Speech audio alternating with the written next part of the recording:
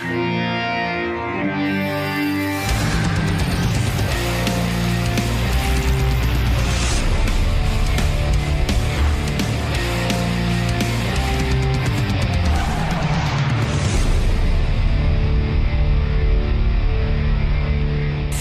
me give you a couple of show notes and some channel notes, if I may.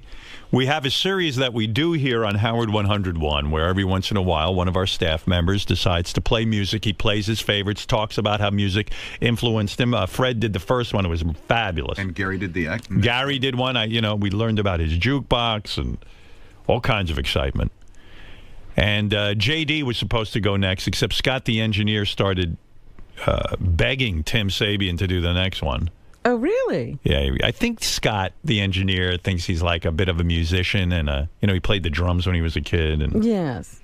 And I think he sees himself as like an FM DJ or something. I don't know what he sees him, because he worked at WPLJ years ago. So anyway, tonight on Howard 101, it'll be Scott the engineer. I've heard 3 clips from it, and I dare I say it's completely ridiculous. Let me hear. You're going to play us a preview? Well, first of all, he's obviously scripted himself. Like you. So he's reading. Yeah, instead of just going, hey, here's a song I really like, which would be kind of interesting. He's prepared a document. And then he went, and by the way, this also shows you he can do production when he wants to, because... He was really excited about this. He completely, produced this thing and edited it up like nobody else's special. So, it makes me even wonder about him more, because it's like, well, why didn't you do this on the other specials? But here he is, Scott the engineer, a little preview. Jumping ahead a couple of years, I decided I wanted to play the drums, and somehow I convinced my parents to buy me a set, which, when I think back, was absolutely crazy, because we lived in a small garden apartment.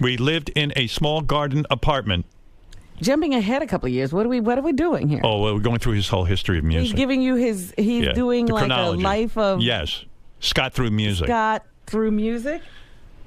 Now jumping ahead in my saga, my parents decided that I could get a drum set. How about we jump ahead 60 years so we're done with this special? Because we lived in a garden apartment. Is he the biggest bore on the planet or what? He really is. I love him, but he is a bore. Let's start again.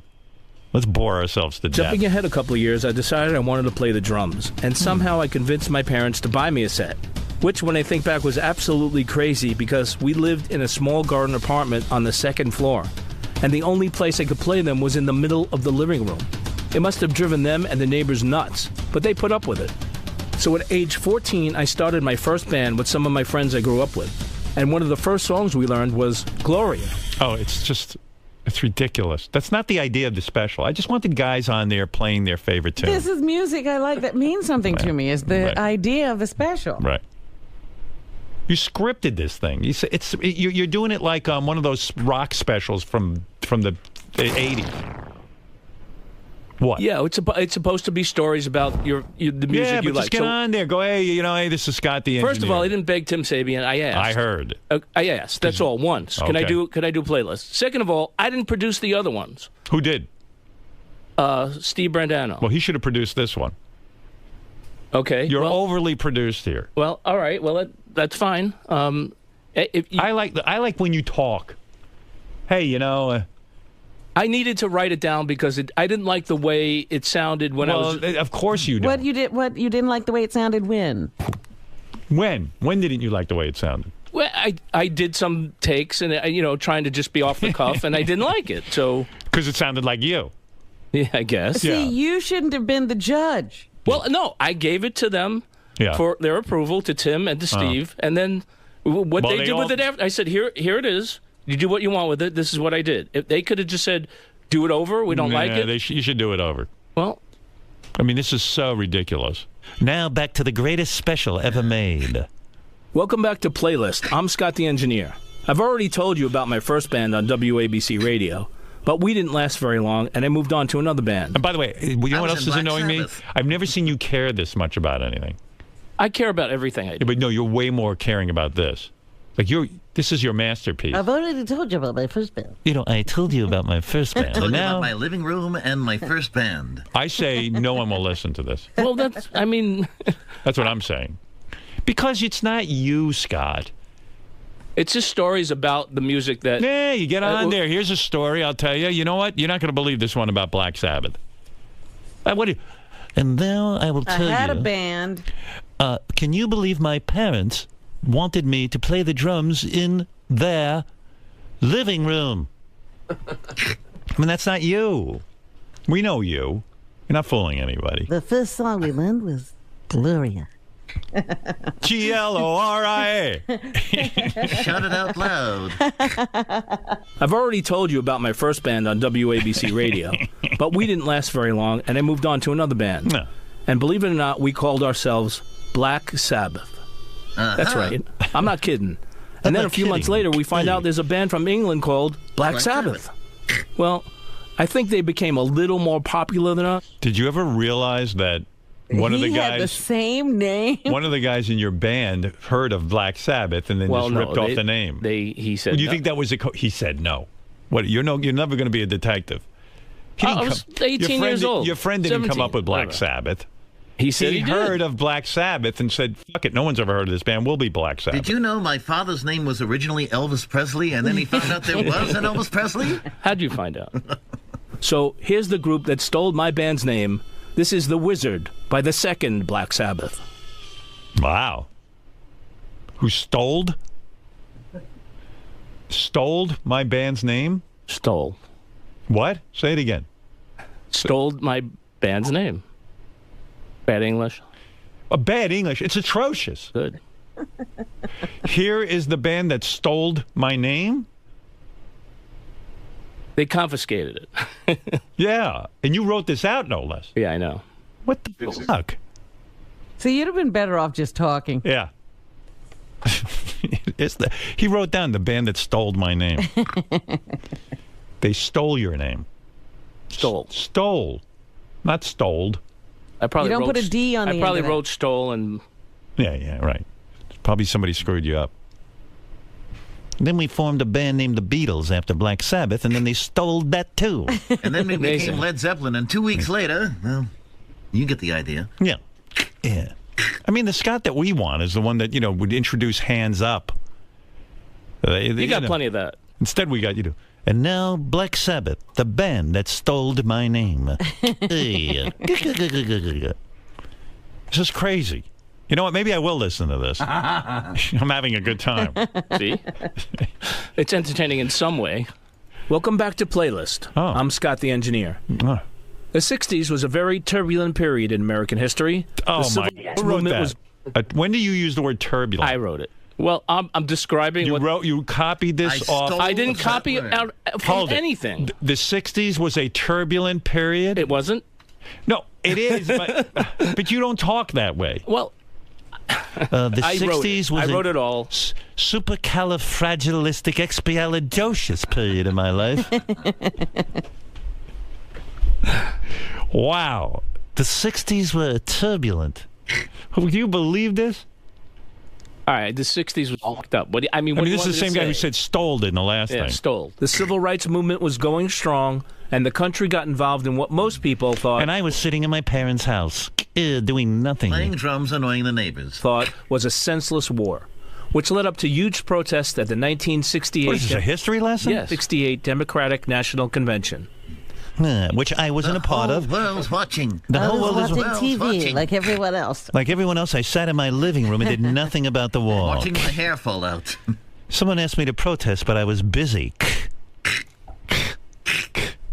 What are we leading up to here? We're getting to a very Bowling. dramatic moment. Bowling. Let's cut to the chase. Let's get to bowling. I wonder what song this is going to. A teenager who was approaching my 18th birthday. I could have ended up in more. Can you imagine the world without Scott the Engineer? My number was coming up. Me, bald, covered in napalm. Do you do anything about the moon landing? Do we get to that at some point? No, there was no moon songs. Meant I would probably be drafted into the Army. What a loss. Which was something I really didn't want to do. There were many protest songs at the time, but after hearing this on the radio, I thought it really captured how I and a lot of other people were feeling. The group was Any Earth hair Opera. loss songs? Also at 18, my hair was starting to fall out of my head. Here's a song called Hair. And how I don't have any. Hair, not. Hair, not. Hair today, gone tomorrow. Hey. And the song is The Great American Eagle Tragedy. Oh, the Great American Eagle Tragedy. Who does that? Earth Opera. Oh, Oh, this he's is so obscure. and look at the big smile on his face, Yes. Robin. It was played a lot. Opera. It was, I I'm going listened to play Great listen, American Eagle Tragedy, Earth Opera. I listened to FM Hey. music on NEW in New York. It was played a lot. This is what you're supposed to say. Right. Not about. It was a turbulent period in our history. It sounds like a fucking history lesson. Say, you know what, man? I used to listen to NEW radio, and I used to hear this song a lot. And it came out right about the time my draft number was whatever, and I real was stuff. shitting a brick. Literally, a giant brick. Here's a picture of Out it. of my Yeah. Right after they stole my identity. Hey. Only Scott can fuck up playing music. This is the worst of Scott. 'Cause I don't believe this. Okay, You don't well- say turbulent. It's ridiculous. What, does every show around here have to be run by me? Huh? This is going to be... What time is this on tonight? 7. All right, I'm making an appointment. Gary, Absolutely, I email gotta me. remember that. I'm going to set an alarm. I'm not missing this. How long does it go on for? It's an hour. An hour? Yeah. Be the longest hour of my life. I'm putting a CD in your bag. What is that song, Scott? The Great American Eagle Tragedy? Yeah. Earth. Do I know that song? Fred, play that song. We don't have it here. Oh, it's so obscure. That's what I'm saying. He's now obscure. giving you music no one knows. Tonight, not only won't people... Well, that's the idea. That's Yeah, that's I what mean, I'm supposed to do. I know what the idea Oh, is. that wasn't it. That was Well, you know, Robin, no one's going to want to hear me, and then I'm going to play a song no one wants to hear. I'm going to see if I can get everyone off the channels. You'll see. Yeah. I'm running everyone away. This is Scott bragging that he knows a very obscure song. That's right. not at all. He's Yeah. a real musician. I'm a musicologist, not like Fred, a wannabe poser. Hey. Everybody was waiting for. We thought the song for sure was going to be like Ohio, or Right. what it's Right. worth. No. That would be you. That's too predictable. I got to hear this song. Come on, is it there? Gary, we're not there. talking about a very turbulent time in our history. Excuse me. It's a 10-minute song. This song spoke to me. This special just reminds me why I never want to talk to Scott. This song spoke to Scott, and you don't want to talk to him. I was actually thinking of hanging around with Scott, but this special reminded me not to. Did I ever tell you the time my band was called Black Sabbath? Let's go to dinner and discuss it. The story was annoying then, and it's annoying now. Which would you rather hear about? When my parents got me my first drum kit? Which was first very band. surprising because we lived in an apartment? Or would you rather hear about the Great American Eagle Tragedy? What's the band? Earth Harp? Earth Opera. Opera. Earth Opera. What Oh. else did they do, Scott? Nothing really. Yeah. You couldn't didn't play top that. This. Now I'd like to talk to you about a song I really love. It's a Czechoslovakian song, so you've never heard of it. It was only played in one village, and they only played it once, in reverse. Right after they chased Frankenstein out of the village, they played this in The celebration. villagers were very angry. It was a turbulent time in the village, Yes, in fact, Frankenstein had stole one of the children from the village. and the villagers were enraged. Oh, there's another word. Hey, Frankenstein.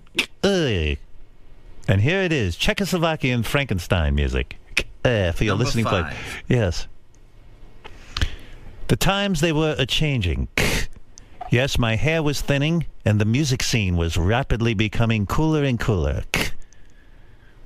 At this point, I had about 5 strands. Hey. That I wrapped around my head. The whole special should have been like in relation to how many hairs he had on it. Crosby, Stills, and Nash had long, luxurious hair, and I had the opposite. I was down to 200. 200 hairs, like a thread count. I told everybody I was a Mohegan. But they weren't buying it. Women were rejecting me left and right. Hey. I even did a war dance. My first wife left me right about now. My ego was destroyed. No hair, no house, She took no my wife. hair and my earth opera. She took everything but my hair. Oh, my God. What a special. Well, I can't wait to hear special. it. It is special. You're right. I'll give you that. Well, we can't wait for it. Good. Yeah. Thank you for doing it. You're welcome. Yeah. Is there another song at least? I think Scott had visions that was going to lead to him like doing voiceover for some music specials. Right, yeah. No This is vision, a show nothing. he's planning to do in the future. The year was 1972. Munich. Athletes were being slaughtered. Here's Earth, Wind, and Fire. Let's groove. They're gone. They're all gone. No, it's got to be somebody you've never heard of. Never again. It was maddening. At this point, I was up to 3 packs a day and had 1 strand of hair. I was a real mess. E. Oh,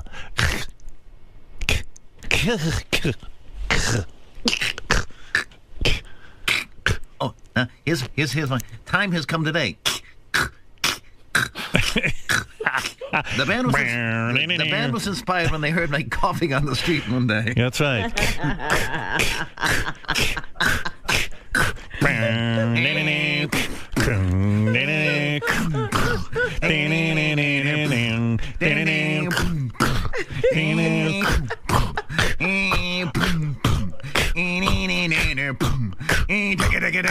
Time's come today.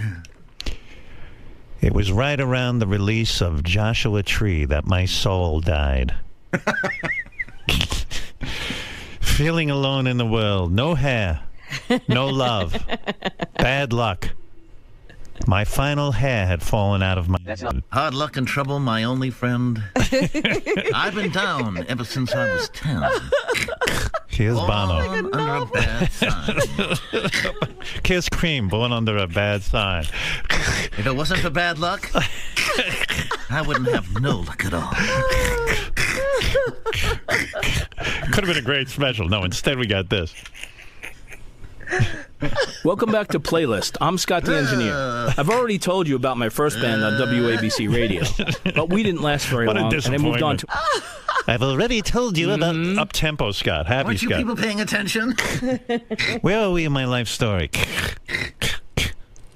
Let's jump ahead a few years. Yeah, no surprises here.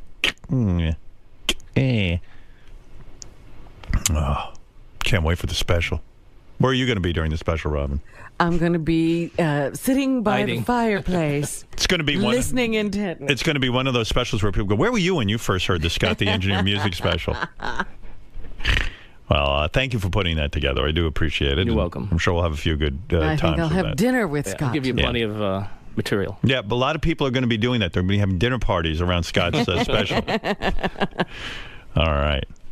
Now, to end the show, What do you end the show with? Really want me to give it away? Oh, maybe you don't. I mean, All right, you're right. You're Yeah, right. leave us with a cliffhanger. There's so much more that. I will tell you the group I end it with. Okay, You probably never heard of them. go ahead. Probably never heard of course any not. of this music, right? Right. The Vagrants. Of course I heard the Oh, Vagrants. of course Leslie everybody's West. heard of the Vagrants. Oh, you're making a joke. No, it's the Vagrants. No, I didn't.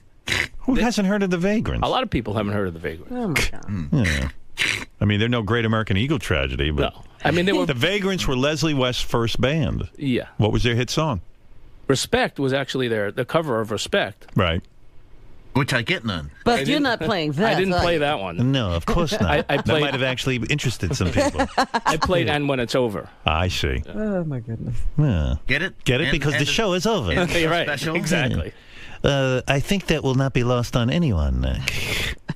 It will be a turbulent moment on my What is this? Scott plays the full 11-minute version of the Great American Eagle tragedy in the Of special. course, because this was very important. 10 minutes, Yeah, not 11. It'll enjoy it. You Actually, take a shit I during cut it. a little off in the beginning. It's about 9 minutes. Yeah, I cut it down a little to keep It people. spoke to me and everyone. Maybe one person will stay tuned, and we'll see if we can get rid of everybody during that song. This is a song nobody knows, but Scott says it summed up what he was feeling and a lot of other people, too. And Yeah, it's I 11 think. minutes long. It's summed up for no one because nobody cared about it. Good.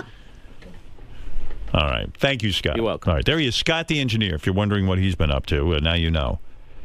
It'll be interesting to hear the music that has influenced Yes. Scott the Engineer. Absolutely. Why are you two waiting for me? Scott, I'm are shocked. Are you glad that you clamored and begged? I to didn't have this clamor. I special? didn't beg. All I said was, That Greg, he throws everybody under the bus. That's true. Scott, did it ever occur to you? I asked once. While you were... All right, so... All right, that's not clamoring and begging. Well, all right. According to some, that was... I'm not... Don't shoot the messenger, please. But, Scott, did it ever occur to you during the recording of this special that you should be a little bit more authentic, a little bit more off the cuff, given the fact that that's Howard's style and seems to be working? No, that was the way I wanted to present things. So I have a hard time explaining things without... It wasn't written down. I had to write it down. So I wrote it down, and that's the way it came out. But isn't some of the authenticity and the it's still genuine true. nature... It's still, you know, my stories about certain songs. That's what I was asked to do. Tell stories about songs in your life. Many maintain that you may have maintain. Yes. Stole? That you might have stole another person's spot. Like it wasn't really your turn and you stole it from I didn't do anything of the sort. I said, again, and I'll repeat, I asked if I could do one. And they said, go ahead. I don't determine the order of when things get on the air. That's somebody else's decision. So that was not... All I did was ask. They said, go ahead, do it. I did it. I gave it to them. It's out of my hands. I didn't think I was getting in the way of anybody else. If they didn't like it or if they wanted to put something else first, they could have done that. So I don't have anything to do with that. When you were pre-producing these talk-ups and typing it up, did a little squiggly red line go underneath stoled, or did you just gloss past that? I guess I didn't. I probably wrote stole, but I didn't say it right, so I have to look at my scripts and see. I don't think I wrote stole. All right. Thank you, sir. I look forward to hearing about how music has impacted your life. Yeah, thank you very much. Less fat, all in one pot. It's great for bachelors on the go or to impress the wife and kids with a home-cooked meal. One pot cooking, easy cleanup, doesn't get better than that. Ninja cooking system has 4 ways to cook: sear and slow cook, steam roast, and steam all one pot cooking with triple fusion heat technology. Adding steam is the secret ingredient. I'm just saying. So Tim, you know how he loses everything? He just was sitting here for a while. He got up and he lost his wallet. The story of his life. Tim was sitting in the studio, the TV studio, for the entire Roger Moore, and he got up and his wallet fell out, which has been sitting there for about half an hour. Is there anything we want to do? Like, just give him back his wallet? I'm going to put his book back. He loses everything. Yeah. I know. Hey, Howard, would you want to do it on the air? You give it back to him? I know, it is funny. He does lose everything. Like, it's been gone for half an hour. All right, then put it here and I'll say Tim. What's his iPhone? It's like a magic trick. I have magic. Benji just said something brilliant. What's that? So here's not number 2. Real quick. Okay. Where's the wallet? Well, first of all, look at how weird this wallet is. Oh, yeah, it's one of those. You know what? Okay, so listen. We got to plan this. This is good for Howard TV. I'm going to say, look, I'm doing this for Howard TV. It's a special if you want to see it. I'm going to say, Robin, did I ever talk about my love of magic, that I was a magician when I was a kid? And that's why on America's Got Talent I was so into magician. So let's put this somewhere with a box, like in a box, sealed. And I'll say, Fred, keep listening to this. I'm going to randomly say, pick someone, Fred, who works here. You're going to say Tim Sabian, okay? That's your cue. Now, what is that? It's just an envelope. Okay. Bye! That's so great. Those you want. Dish Network, Howard. Where is it? In here? Where is it? In the envelope. It's in the envelope. Okay, I got it. Now we're going to do it. Can Howard TV pick up over there? They'll be all right? Yeah, we should be okay. All right. I'll do a magic trick, and it'll amaze Tim will freak out. Interesting that he's got a crush-proof wallet. In case he sits on it. All right, here we go. Robin, the morning is going rapidly. Yes. And we must get to news, of course. Yeah, I'm very disappointed in us, actually. Why? Because so many people are doing things about, all the people who are hurting here from Sandy, and we haven't done anything. Well, I would like to do something. You know, it's funny. I was walking around this week, and a guy says to me, what qualified you to be a judge on America's Got Talent. And I said to him, listen, I said, first of all, I don't owe you an explanation, but I've probably had the longest showbiz career, more than most people. Then you start justifying. Yeah, I started and I said, I've been in movies, television, I've recorded, I had the fastest selling record album. When I was a kid, I was a magician. I don't talk about that a lot, but did you have an audience, or did I used to sit in my room and invent magic tricks that are better than any magic trick you've ever seen. But did you ever accomplish them? I'll do one for you now. Okay. I invented tricks when I was 10. But did you ever perform? Yes. I'm going to perform right now for you. Okay. Let me think of a trick. I'm going to razzle-dazzle you. And by the way, magic never works on the radio. I'm going to do it for Howard TV right now. Okay. So for those of you who have Howard TV, you'll see. All right, Robin, I'm going to stand up. Mm-hmm. Fred, I want you to pick someone who works here. Not in this room presently. Okay. Pick somebody who works here, name the name, and then bring the person to me. Okay. Well, I mean, you don't have to bring the person to me. Name someone. It could be Sal, it could be JD, it could be Richard, Tim Sabian. Tim Sabian. Okay. I like that. You sure that's the person you want? That's who I want, yes. Robin, Yes. you heard Fred pick him. He said Tim Sabian. All right. Bring Tim in here. I've had no contact with Tim today. I haven't even seen him. All right. You're going to have to take my word for that. I need a microphone. How's my trick so far, Robin? The build-up is great. I'm waiting for some execution. Let me see if this works. Check. Okay, Yes, so wireless. it does. Where's Tim Sabian, Gary? Bring him in. Tim, stand right there. Yes, in the middle of the room. Stop. Stay right there. I'm going to come over to you. Tim, have I seen you? Wait, where's your microphone? Here. Okay, wait, I'll come over. Tim, have I touched you today? Have I been around you today? No, sir. Did I have any conversation with you at all today? No, sir. All right. Take one step forward. I'm going to circle you 3 times, Tim. At no point am I going to touch you. Can you just, because I'm connected to headphones, can you walk over here? Walk over here. How about doing it here? All right. So now you can make a circle around him. All right. I'm going to, Robin, can you see this? Yes. Am I touching Tim? No.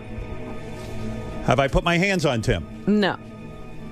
That's one time around. I've walked around Tim once. It takes a long time to walk around. Oh, my God. Tim is the size of an elephant, so. It's like orbiting. That's right. You don't like this. I hate All right. How many times have I walked around him now? Twice? That's number 2. Have I touched him at all? No. Not that I can tell. Okay. Have I put my hands on you, Tim? No, sir. All right.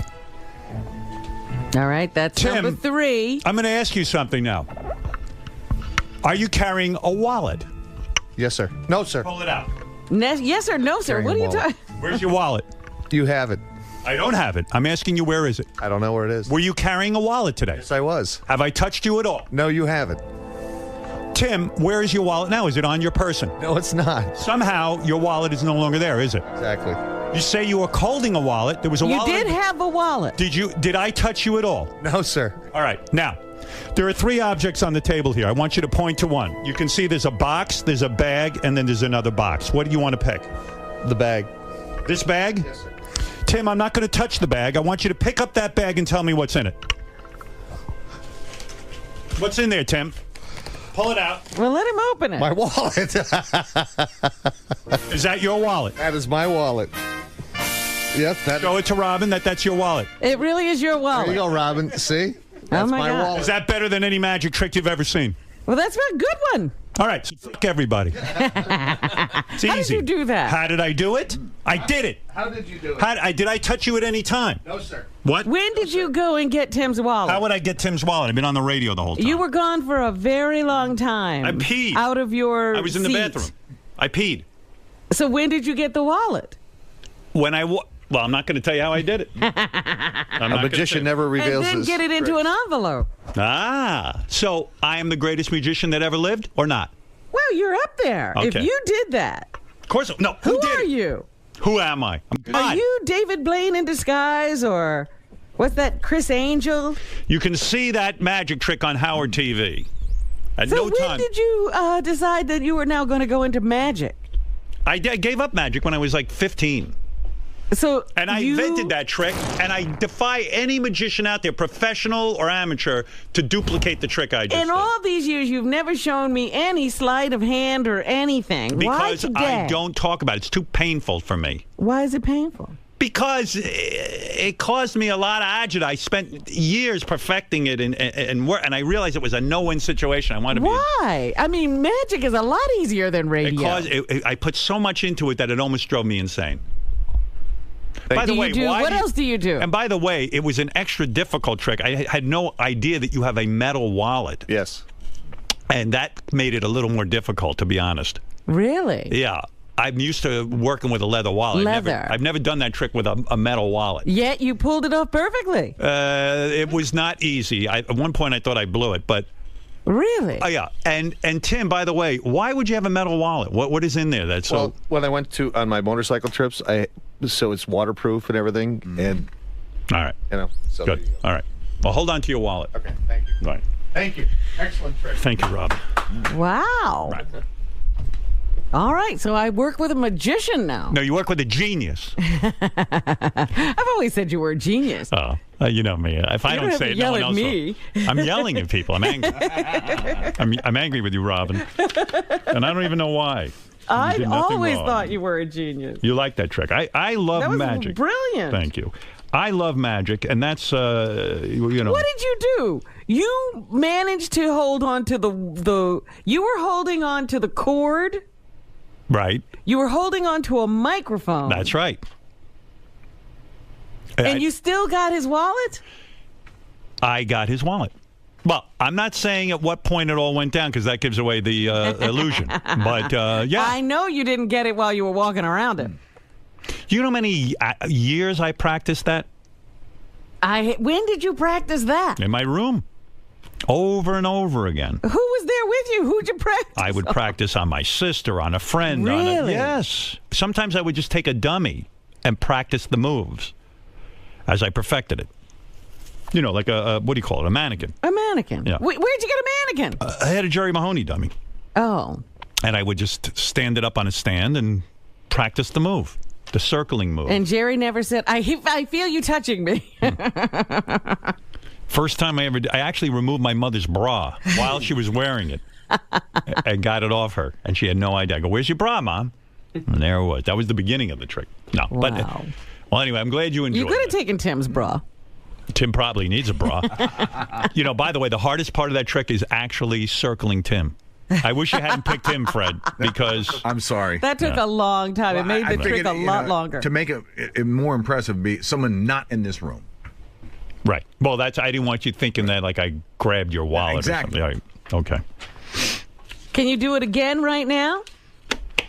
It would be, yeah, I guess it is something I could do, but I would like to get the news if that's okay. Plus, now that you know what the trick is, it's a little more difficult to pull off, especially with cameras on. You're gonna be you. watching. You know, you might see some things. So Howard TV didn't see anything. No, I didn't catch a thing. Did you guys catch it? No. No, I didn't catch anything, Howard. All right, you got to. Typical. When will that be on Howard TV? I want people to see it. It'll be on tomorrow night. Excellent. Amazing. I call it the best magic trick ever invented. Tim, is this place... I know you're a guy, you're, about self-responsibility and all that, but is this place causing you to just... the level of stress and constantly worrying about both of the channels and all the broadcasting? The heaviness of it all. Seriously, is it leading to you possibly forgetting other things like your wallet and your phone? No, I think my wallet slipped out somewhere, and Sternak found it. I don't know. I don't know how he did it. What can you do to combat this? Because I know you've got a lot of... Put a chain on my wallet onto my belt loop. You look very punk rock that way. Exactly.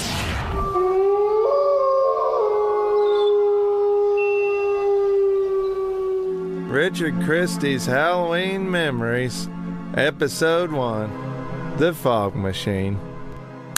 I remember one Halloween when I was around 9 or 10, saving up for months to get this fog machine I saw on the back of a magazine, which wasn't easy to get in Bourbon County in 1983.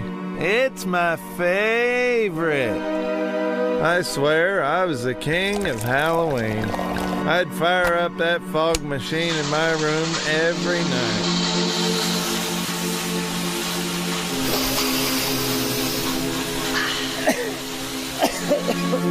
My dad would get so mad and yell, "Put that thing on the porch, you idiot!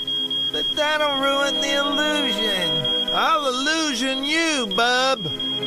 I think it might have killed some brain cells. I guess I just loved the smell of it. Nowadays, around Halloween, when I smell fog machines, it brings me back lots of memories for a Halloweenie like me.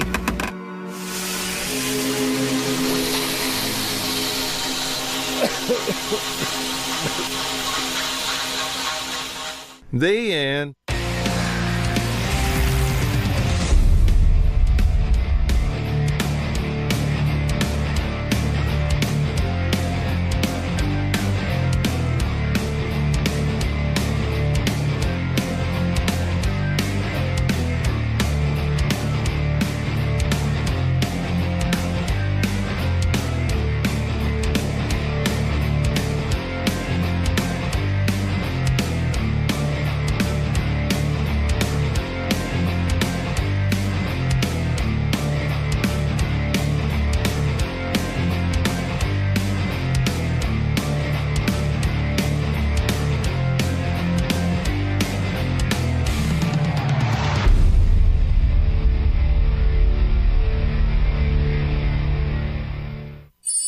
Can you explain what's going on? Hi. These, All right. JD, let's go. How are you feeling? JD, how are you feeling? Well, yeah, I mean, but I'm always, you know what I mean? Like, I don't, Yeah. What did you... This is JD talking to the doctor. Right.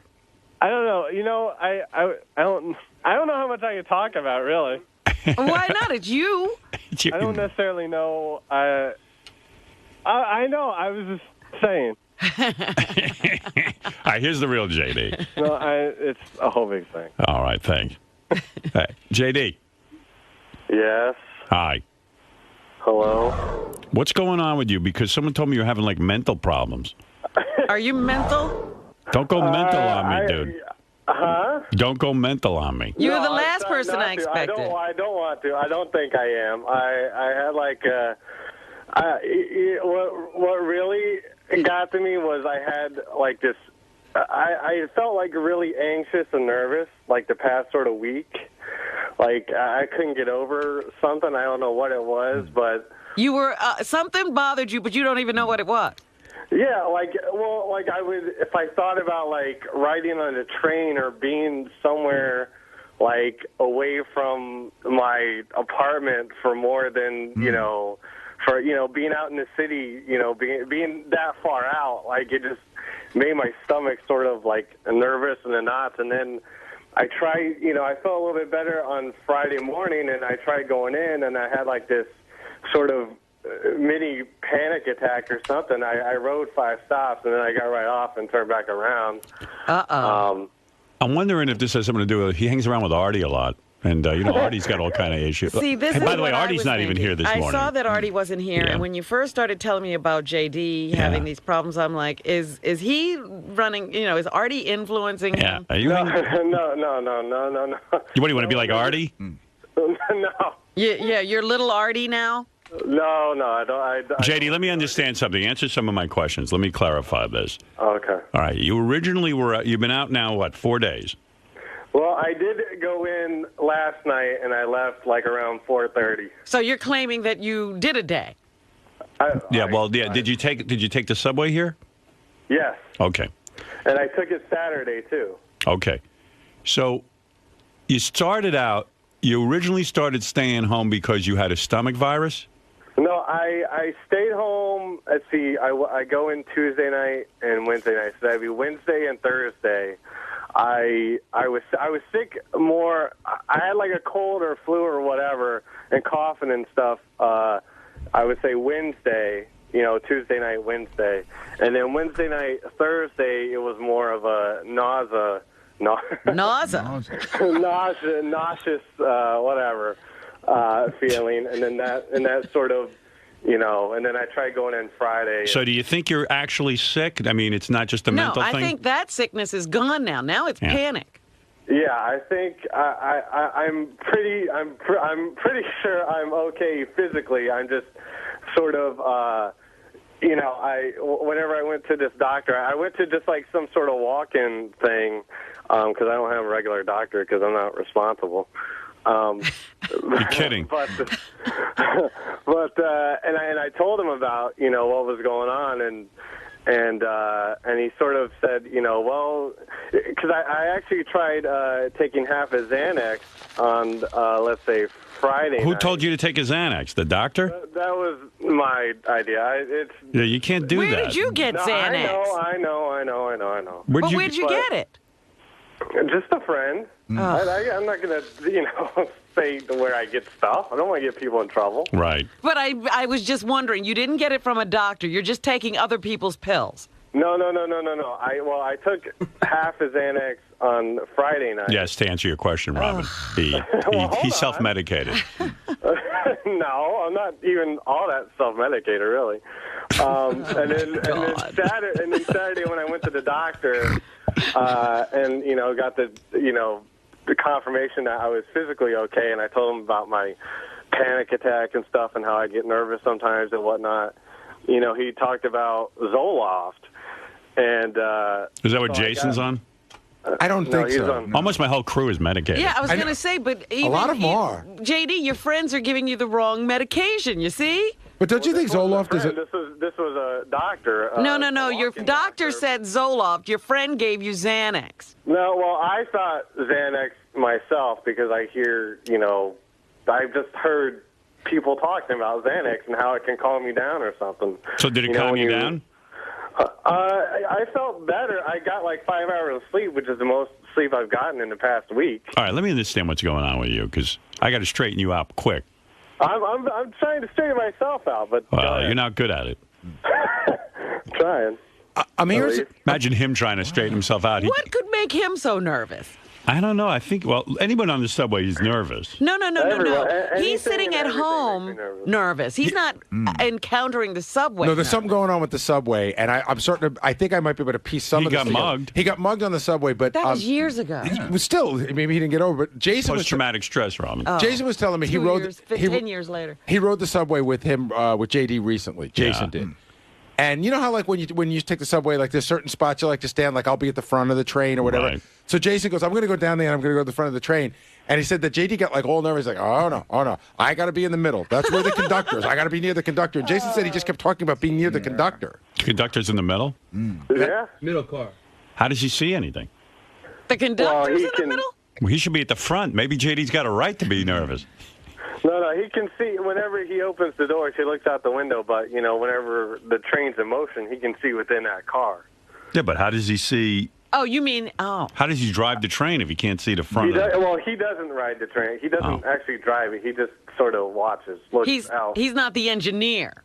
Yeah. Oh, he's security, in other But words. he knows exactly where that guy is, so there's something bigger going on. Are you nervous that you're going to get beaten up so that guy can help you, or are you nervous that just because the train's going to... I'm always sort of I'm always sort of nervous about just anything because I'm just a nervous Nelly, to put it in a gay term. But this was just sort of like it wasn't going away. Like nothing. I was nothing. It was over anxious, over nervous about just thinking about anything of being away from somewhere. I don't know. It was just odd. See, this is the start of agoraphobia. Yeah. JD's getting afraid to leave home. That was another, fear of mine. That's cool if you're Howard Hughes, but if you're JD, you got a big problem. Yeah, being attached to that apartment, I don't think is a good idea. You don't want to be agoraphobic with no money. No. Yeah. No. Well, listen, dude. I mean, you got to pull yourself together. Great. I'm not. Let me read you the riot act here. What's going on? I've only taken. I got prescribed a Zoloft, 50 milligrams. The guy told me to take half. First of all, you want to go to my doctor. What kind of fucking doctor are you going to? Hold hold on. You got insurance. Go to a He good went doctor. to a walk-in clinic. Ay. Well, because I wanted to go somewhere. I don't know anything about medicine, but isn't walk-in clinic mean like the worst doctor? Oh, yeah. Yeah. What kind of doctor was he? There's a guy. It was, what he's. Did he even have on a white jacket? No. He's probably got jeans and a work shirt on. No, it wasn't. Yeah, your local hippie doctor. Yeah, was he like a young kid? Yeah, he was a bit younger, and he did try to talk a little cool, and it got a little weird. So I guess was a brain surgeon.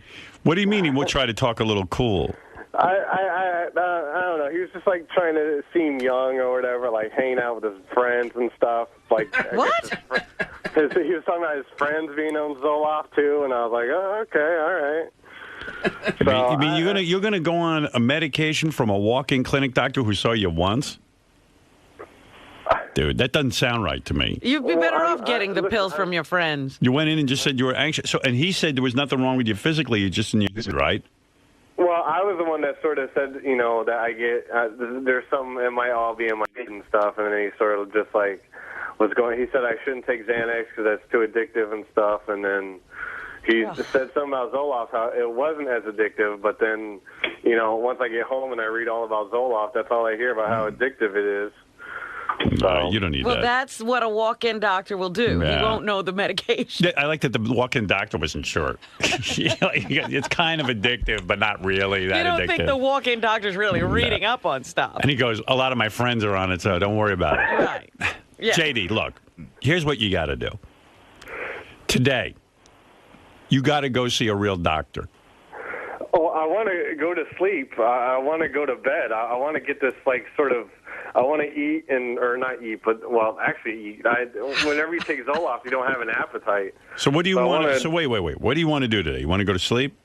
Yes, I'm going to try and sleep, and then I have to go to the grocery later because I have nothing in my house. And then I'm going to work tonight. So these are your priorities. Yeah.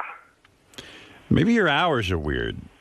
Well, they are weird. Yeah, well, maybe you need to maybe figure out a different work schedule. Want to sit down with me and figure it out?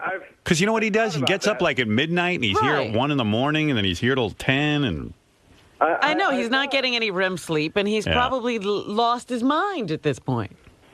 I tried to figure out some sort of schedule, but I don't like riding the train in the middle of the night, and then so don't do it. So come in like when the rest of us come in. But then something might not get I'm not going to JD, stuff watch ahead of time. Watch your TV shows at night. Figure out what at your apartment. Figure out what you want to pull when you get in here, and then do it when you get in. Oh, all right. I'll figure something out. I'll try. Maybe I'll try and get in like around 4 when Scott gets in or something. Yeah. You know what? Sit down with me. We're going to figure out a work schedule for you. Okay. All right. Okay. Because you're not doing it right. Trust me, my biggest worry is being fired because of all this stuff, and that's because this is this is the most important thing to me, and that's why. No kidding. Well, this is going to be like a self-fulfilling prophecy if you can't get out of the house. No, I know. You want to be fired? He hasn't been able to show up to work. Of course you're going to be fired. He's like, my biggest fear. No, you can count on that. Yeah. You can count on being fired if this keeps going on.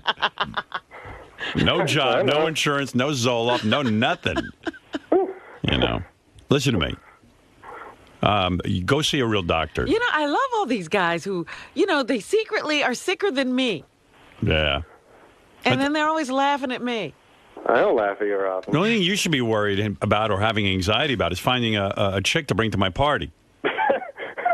Oh, that'll kill him. What kind of medication will he be on if he has to What are you saying to that, JD? I thought about that too. Trust me. Yeah, he's anxious. I got a lot of things that I'm thinking about. That probably sent him over. I'm thinking JD would be super articulate if he just start working during the day. Maybe he's just dopey from lack of sleep. No, maybe there's a medication for articulation. Yeah. Was your doctor he wasn't even a Jewish guy, was he? I don't think so, no. You hear King of All Blacks. Yeah. Even King of All Blacks goes to a Jewish doctor. I don't know what this guy was. I don't even remember his name, actually. All right. I have his card somewhere. You know what? You're going to have to get him a psych consultation. Yeah. I'm I don't want to take any meds. I tried it, and I don't think I like it, and it's not for me. And it's That's what you first said about booze. Now I hear you drink like a fish. Yeah, this is a. No, I don't drink like a fish. No one's seen me drinking. I haven't drinking forever. Drinking. I haven't drank forever. I haven't. He graduated college. I haven't drank in forever. That's that full cell education. Yeah. Did you just say I haven't drank in forever? Well, drank in forever, not drank. Oh, okay. All right. Okay, I got it. Drank How about I haven't had a drink? in a long time. No, that too. All right. So, JD, let me get this straight. You do have some physical ailment. No. Not anymore. Okay, well, then you should have been at work.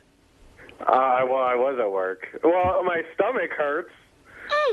Yeah, well, that's because you. But that's not it's not because of like a flu or a thing. It's from the Zoloft, and because you don't get an appetite, and then you get hungry, and so I've come home and Sounds like a grand plan, your plan there. You should go on what Jason's on. He gets plenty hungry.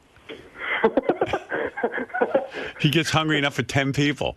Well, I don't know what's going on with you. I'm not a psychiatrist, but certainly I think you're in need of a real top-notch medical guy who could sit there with you and try to decipher what's going on. Well, he probably needs, but you know what? There's nothing physically wrong with him. He caught a little cold, and now his anxiety is feeding into all of this. Yeah. His real problem is up here in the noggin. Yeah. Noggin. Which is a You need technical, a noggin doctor. Which is a technical term for your.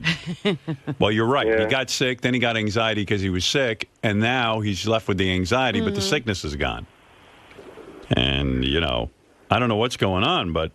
Well, I tried to get rid of the anxiety quick, and it's not. No. It didn't work. So are you going to have to retire to take care of your health? It sounds weird, it sounds weird, like the doctor just all of a sudden saw you for 5 minutes and then wants to put you on medication. That's a pretty serious decision to go on medication. That is exactly why all these people are on this medication. Most of them aren't getting it from psychiatrists. Right. They're getting it from regular doctors. Have you been able to masturbate? I haven't even really tried. That was another thing. I was just like, I haven't really tried, actually. Did you go on the internet and talk to some girls? No, not really. I mainly Wow. laying down. Yeah, pretty bad shape. So even your social life has been impacted. Maybe it backed up. Lack thereof. Yeah, his social life, his whole masturbation thing is like, he's not even getting his rocks His off. whole outreach to people was the internet. I know, like picking up like those girls for a couple of dollars who, will jerk off in front of you. All right, okay, all right. Is the whole Ronnie thing getting you stressed out because you had to cancel Ronnie's show and then bring it back? And No, I don't think so. Right. That was I almost didn't go in Tuesday because I had the cold or whatever, but I came in because I knew the whole Ronnie thing was going on. Right. Oh, JD, you're sounding terrible. I came in then. All right, describe to me what happens. You start getting ready for work, right? Let me work with you here a little bit. Okay. Okay. First, you got sick. I understand that. Yes. And you started getting better, but some things have been going on because he says he hasn't had a good night's sleep in a long time. Well, because he has a ridiculous schedule. You should see what this kid does. He gets on the train. What time do you get on the train? 1 in the morning? I try and get on the train by around 11, a little after 11, so I can get there around 12. So when are you sleeping anyway? You get there. So you get to midnight. You get in here and you're watching TV all night. Well, I try and get to sleep like around 3, and then wake up around 9:30. 4, 5, 6. That's like 6 hours. That's not all. That's the worst schedule I ever heard. There's got to be a better way to do your job. You're almost like the taxi driver. Yeah. Gee, thanks. I mean, that's crazy. I'm just trying to, No, I know you're trying to, and you do a great job, and I'm worried about you. So I'm trying. Well, I appreciate it. I don't want people to worry about me. Well, Did you know at all that he was headed this way? No. This is a complete surprise? He was my rock. He was the one guy who wasn't mental. Crazy. You didn't have to worry about JD. So JD was like one of these guys that just kind of had it all together. Yeah, right. So, I mean, I never thought you were mental. Look at you. Well, I didn't necessarily. I didn't really think I was all that Well, I guess I knew I was sort of mental, but not like, I don't think I'm going anywhere near like KC mental or anything anytime soon. Did you start reading the Bible? No. Are you cutting yourself? No, and I'm not. Yeah, do we have to check your arms? No, I'm not, and I'm not walking behind people. So what's the crazy? So put an axe in them. So what's the craziest thing you're doing? Craziest thing I'm doing is not being at work because my stomach is not feeling great, and so that's. Is it like a knot, or is it like a nauseous, or is it like an So you're ache? nervous? Well, because of the Zoloft, you don't get an appetite, so you don't eat. Yeah, but before the Zoloft, you were feeling something. What was going on there? Well, yeah, that was nausea. That was with the over anxious. It was like just a big knot and tight and like sort of almost burning almost or whatever. I don't know. Like an ulcer. That's anxiety. Yeah. So Wow. and it wasn't like going away. And that's what freaked me out, and I wanted to do something quick so I could, go to work and stuff and do whatever. And Makes sense that JD's fucked up, though, Well, when you sit around and think about it, well, all the indications for being fucked up are there. Right. Not being able to talk. Yeah, I mean, he's complete. like now it doesn't surprise me that JD's fucked up. Yeah. And I know he had a rough childhood. So. I would always say, even at a Wasn't party. that rough? Stop it. No, come on, man. Even My at a, parents are fine. Stop. okay. Maybe he's pregnant. Even at a party, JD doesn't talk to anybody. I know. I mean, it's just terrible. He's like, I don't know. I don't know. Well, I don't whatever. know. What am I going to say to him? I try to get to work. Well, whatever. Whatever. It's like, He goes, I try to get to work and do whatever. It's your work. What's the craziest thing you're doing? I don't know. Imagine the trip to the doctor when he's explaining to the doctor, young man, what's going on. Like I'm nauseous and stuff, but I don't know. Whatever. It was like a nauseous or Knot. A nuisance. I don't know. Like a knot. But it was like a knot and it's burning. Then you got to and be it wasn't sitting going here away. wondering why Artie's late. Like, what's going on there? We should just lock these doors. I know. Everybody here is crazy. But he's nuts. What do you think's really going on with JD? I don't know. Robin says that it's, I think it has to do with when he was mugged on the train. Robin says it's been a long time, but you can sort of harbor some of those feelings and they sort of build, even if it's a period of years. And, we joke about what happened to him, but, like, he got the shit beat out of him. Like, he got punched in the face because he was on the train in the middle of the night. They took his iPod, and I think that, if you've never been punched in the face before, it's one of those things you remember. So I think that might be part of it. I think he might be having some anxiety. Now, him being sick, does this have anything to do with that, you think? Because he was sick at first. No, I think part of it, too, is that I think he got sick, and then I think the sickness made him start to have anxiety when he was on the train as well, which I think he was having already because he's like, what if I get sick on the train? What will I do? And then he got better, but was still having anxiety on the train. I don't know. I'm just guessing. He's never discussed it with me or anything. Do you think medication is the way for JD? It might be. I mean, if he's having anxiety, that's what they make anti-anxiety pills for. Do you think his self-diagnosis was correct? He was taking like pills. Well, no, he was self-medicating. He borrowed a Xanax from somebody. That's I get it. You take a Xanax. It's just a Xanax is just makes you feel good. You'd have two glasses of scotch and get the same feeling. It just relaxes you. And so he did that, and then he went to a doctor and they gave him the Zoloft, which John Hyder was saying Zoloft seems like a big it seems like a big hammer for a small job. But we'll see what happens. Who gives a fuck about JD? He doesn't care about me. Why should I give a fuck about him? You're still bitter? No, I'm not bitter. I don't wish bad things on anybody, really, except a few people. No, I didn't say that. I'm just saying, what do you think's going on with him? What? He was sick. He's not sleeping. And now it's anxiety. Yeah, well, he's not sleeping. When you don't sleep, anxiety gets really bad. So it's fine. I know the feeling well because I haven't been sleeping too well lately. So yeah. So what is it like? He cracked? Pretty much. He had a little bit of a breakdown. JD has a lot of anxiety issues. They aren't new. and they've apparently been manifesting themselves for a long time, and it's starting to cripple him. So I feel very bad for him. What do you think exactly is causing this? They said like his hours are crazy, maybe the past experience on the subway. Look, the hours don't help. He works crazy hours, and yeah, he was punched, mugged, robbed on a subway about 5 years ago, which is scary as hell. But I think a lot. I think this stuff has been inside him for a long time. I mean, anyone who knows JD, has heard him on the air, or who knows him personally, knows that he's full of anxiety. He can't even get his words out straight because he doubts himself halfway through a sentence and cuts himself off and changes his mind. He's a mess, and it probably stems from a lot of things in his life, not just anything recently. And for whatever reason, whatever the trigger is, it seems to be manifesting inside of him and coming out. Probably the fact that he's almost 30 years old and still lives like a 12-year-old. My guess is he's getting a little bit nervous with the light at the end of the tunnel over here at Sirius. Maybe he's getting nervous about his future. So, do you think medication's the answer for him? Well, I don't listen. I'm not a doctor. Medication is the answer for me right now. I kind of was in the same boat JD was, in the sense that mine was more depression with anxiety. But what got me to go on the drugs the first time was this job. Like I was afraid I was going to lose this job because I couldn't get my shit together, and so that's why I started going on it, and it saved my life. And I hope JD is helped.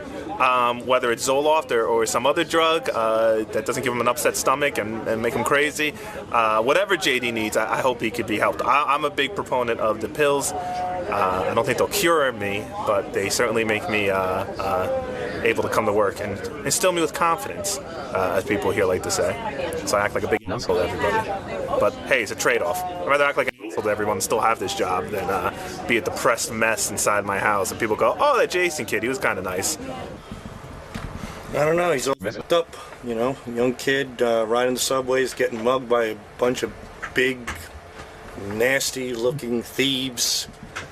Who would it... Isn't there an adjective you want to add to that, it sounds like? Bunch of big, scary, nasty-looking thieves. I mean, I wouldn't sleep at night. I would have the shivers. Riding those fucking subways, it's like being in Vietnam, except there's no soldiers. It's all fucking guerrillas and shit. Just going at you, prodding at you, punching you around, smacking you. Poor fucking guy, he's all messed up. He's suffering from shock. The system's got to change. Now look at him. He can't watch his TiVo. He can't go on Facebook and email married chicks, and he can't do his dabba raps and everything else. He's all fucked up. I don't know. I think it's just like I don't know what the root cause is. It's well, they seem to think it's like his schedule. That might the lack of not sleep. Whatever you sleep, if you're not getting enough sleep, that definitely makes you mental. So that could be part of it, but I don't know. It's interesting. He feels nervous on the subway, but he feels so nervous away from home, even more so, because he'll take the subway to get back home. So I don't know. I'm gonna go give him a hug when I see him. I feel for him. I really do. I think he's not getting a lot of sleep.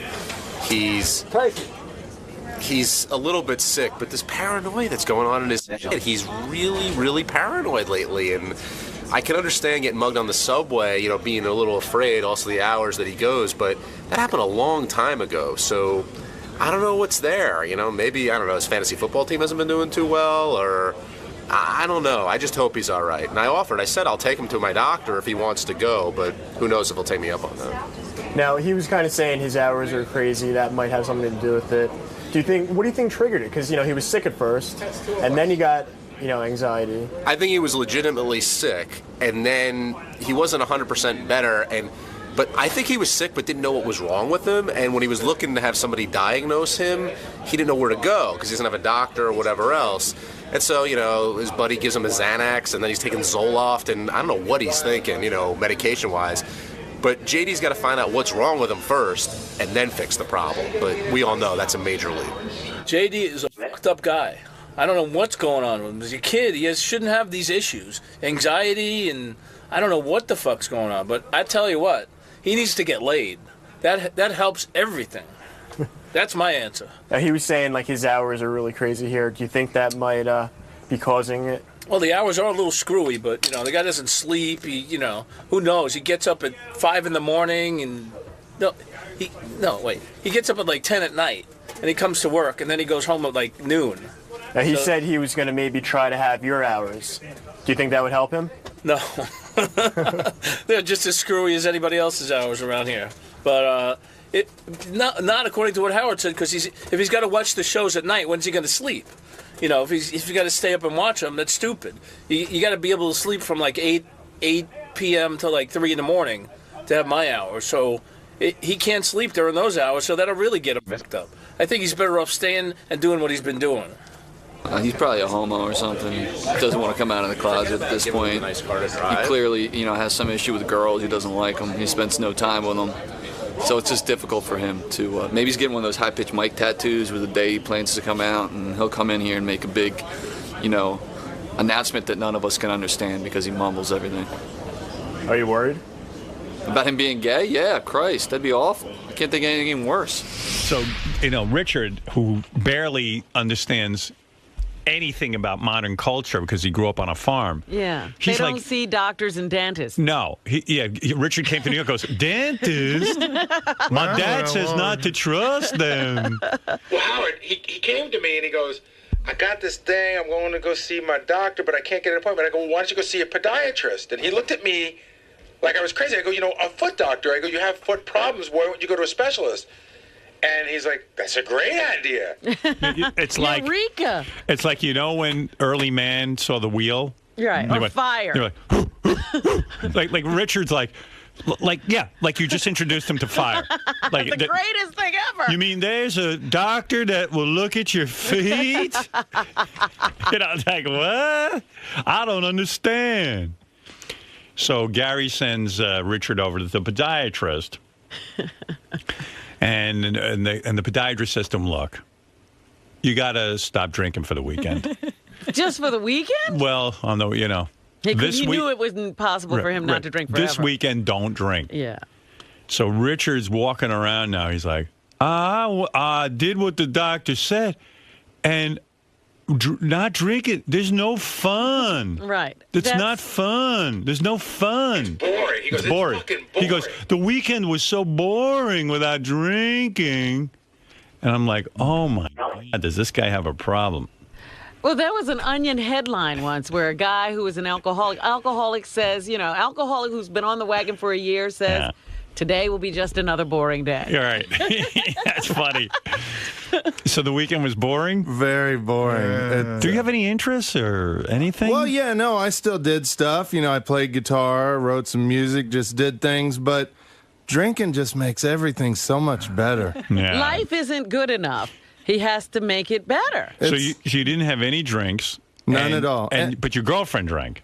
In front of you. At brunch, yeah, it was tough. Does she love you or does she have a problem? No, it was fun. She had like 1 or 2 mimosas, but just she doesn't have gout. Why should she have to? No. Stop But drinking? Sometimes you don't. He's going through a tough time. You say, hey, maybe for the weekend I won't drink. Look, if I had to have brunch with Richard, I'd be drinking. Right. Well, that's you, Robin. But no, I would never. It's her too. I would never expect her not to. Yeah, that's right. So it was difficult for you to watch her sit and drink. Yeah. It wasn't difficult. It was just like, wow, I wish I could have one of those. So because while she had 2 mimosas, he would have had 2 bottles of mimosas. If my feet were doing what your feet are doing, I'd never drink again. Right. I bet they're drinking over. Drinking over. Well, it was food that caused it, too. So. It's the beer, too. He's Rich ignoring that. Right. Hey, Richard, did she tell you things not to eat? Because I heard you just had a giant bowl of chili for breakfast. Yeah, I did. But it's Lisa made the chili. It's healthy. How do you we know that? She said. I made it with very lean ground beef, and there's nothing else in it, just vegetables. Is it organic? No. Yeah, so. Why don't he you just needs eat all the healthiest stuff? Why don't you just eat like a plain something? What is it with you? I usually get an egg white, but Lisa's a great cook. Aren't you afraid of I'd be in fear. I would be so afraid that anything might blow up my foot that I'd be adding food back in very simply, one thing at a time. That's how I would do it. To make sure it wasn't going to happen. Well, I have been careful. I've been trying to eat a little. I had a turkey burger for brunch yesterday. Yeah. So let's give you a medal. Yeah. It's baby steps, baby steps for baby feet. Yeah. So how now big was that turkey burger? Probably half a pound. It was covered in mayo. How soon can you go back to drinking? I'm going to find out from the foot doctor, but hopefully very soon. So but what- I don't, I've been good too. I don't drink during the week either, so I'll at least wait till the weekend. Now, what if the foot doctor says to you, look, Richard, I suggest you do not drink for the next year? Howard? And then I'll tell her, I think we have to amputate the foot. Howard, every website that I go on, and Richard, listen closely, every website that I go on that deals with gout, the first thing they mention is excessive consumption of alcohol as like the number one factor. Yeah, not food. And what is excessive by their definition? Richard, they have Richard's picture Well, next to that. they always say, you know how they say if you have more than 2 drinks, it's But excessive. dude, you go on trains and knock down cases of champagne. I know, and I'm the first to admit I do that. It's fun. Yeah, Drinking wait is a minute, fun. tell us Didn't you where- drink out a restaurant one night?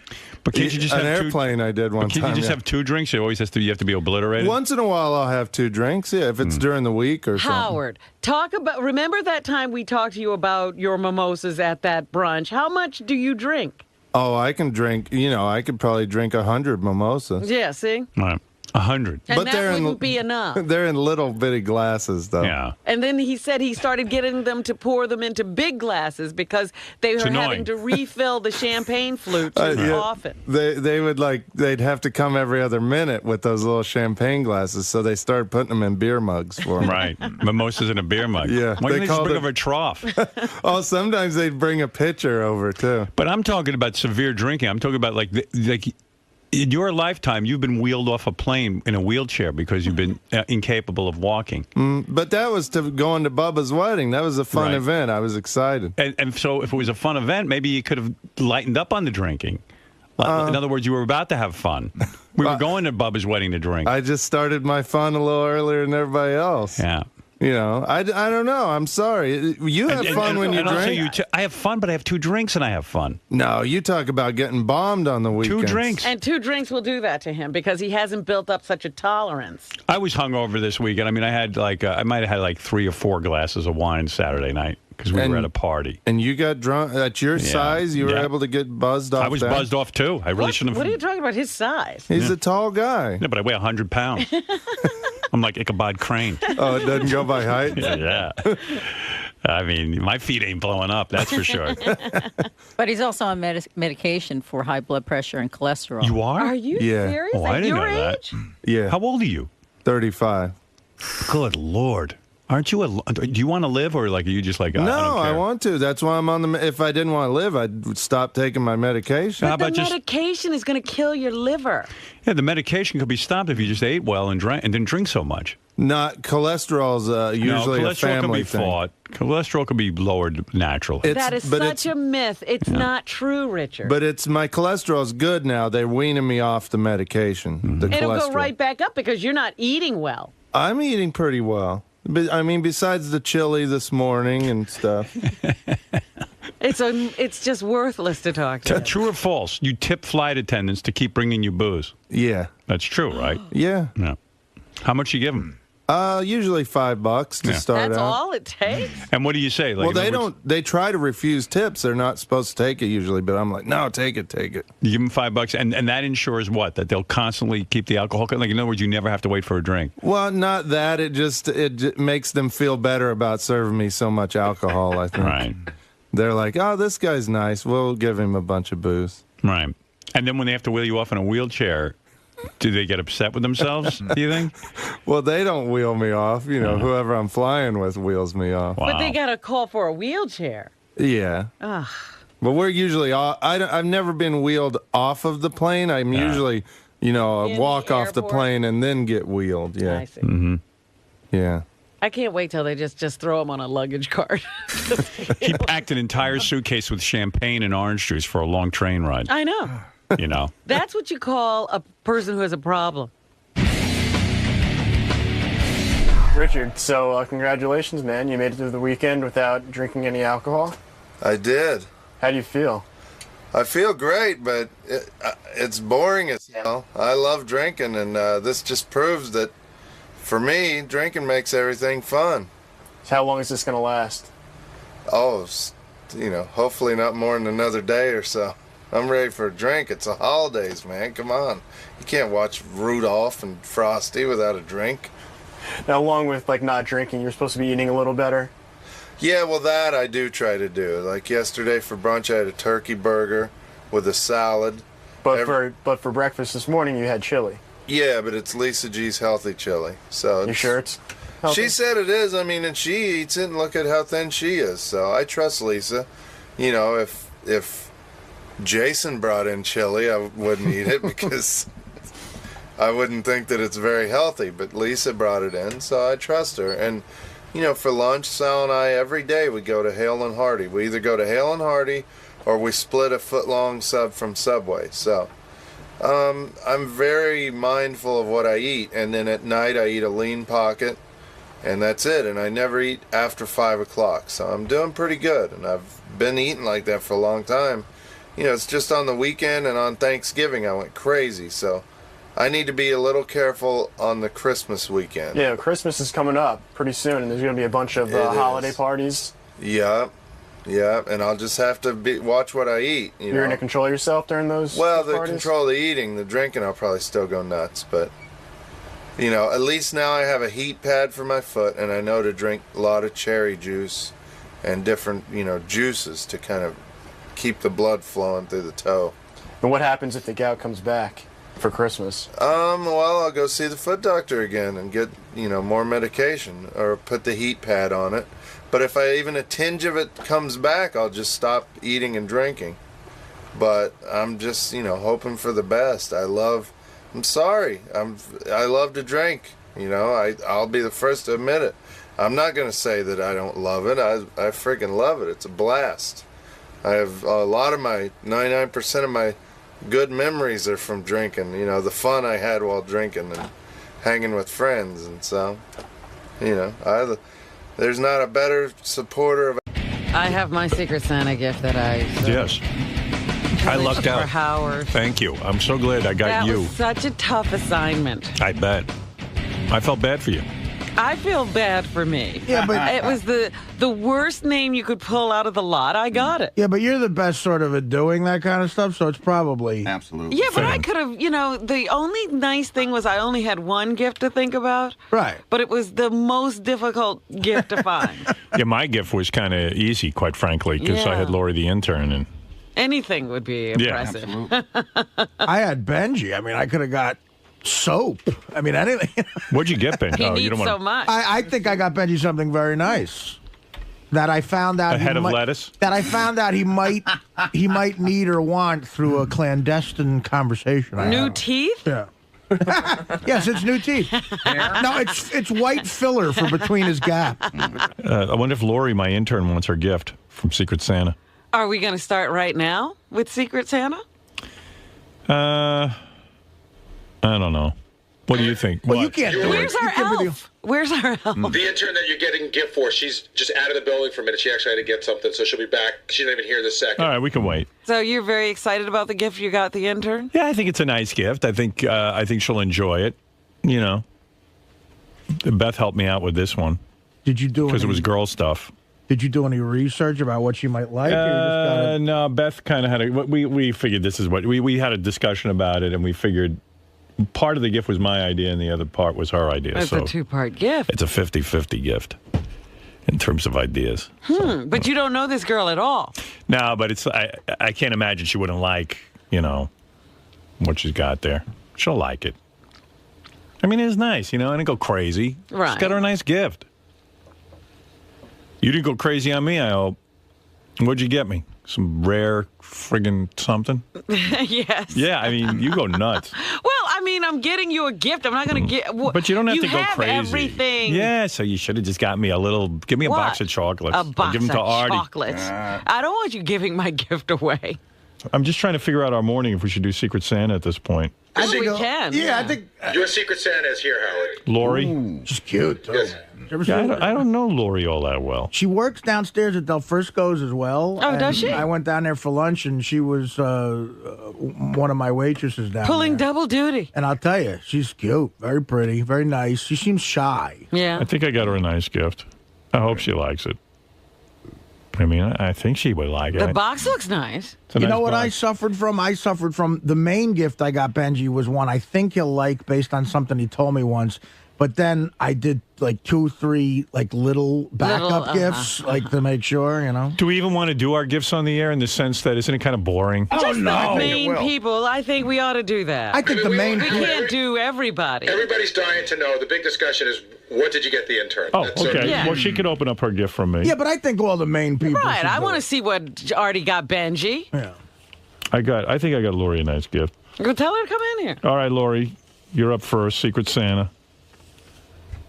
I'm Not so dreaming. secret. Not so secret. I mean, there Not was so secret Santa. actually there was nothing secret about the Right. Santa. It was just like. Hey, Lori. Oh, look at how cute she is. I've never seen her before. Hey, Lori. Well, I got you a gift. I hope you like it. If you don't, what the hell am I going to do? You can exchange it. Lori, how did the internship go?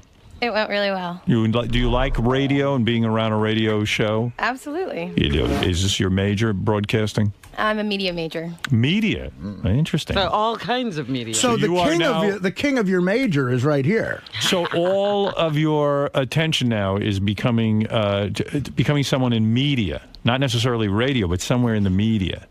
Hopefully radio. I don't know. Right. Yeah, media in general, I guess. What is your fantasy? When you were a little girl, what did you imagine you'd be doing in media? When I was a little girl. Yes. Well, when I was like 3, I wanted to be a cheerleader when I grew up. Sort of changed after that. Right. You decided on something I different. decided to set my heights a little higher. Well, Merry Christmas. What's your dream job? Anchorwoman, or what do you want to do? You want to read Reporter, or you want to... Want to be a disc jockey? Who's your idol? Dream job would be something on the air. Personality. Air personality. Oh, That's not possible. That's why it's the dream job. I'm kidding. I thought your dream was to be Mrs. Artie Lang. Oh, no. That's everybody's dream Well, that's job. my second dream job.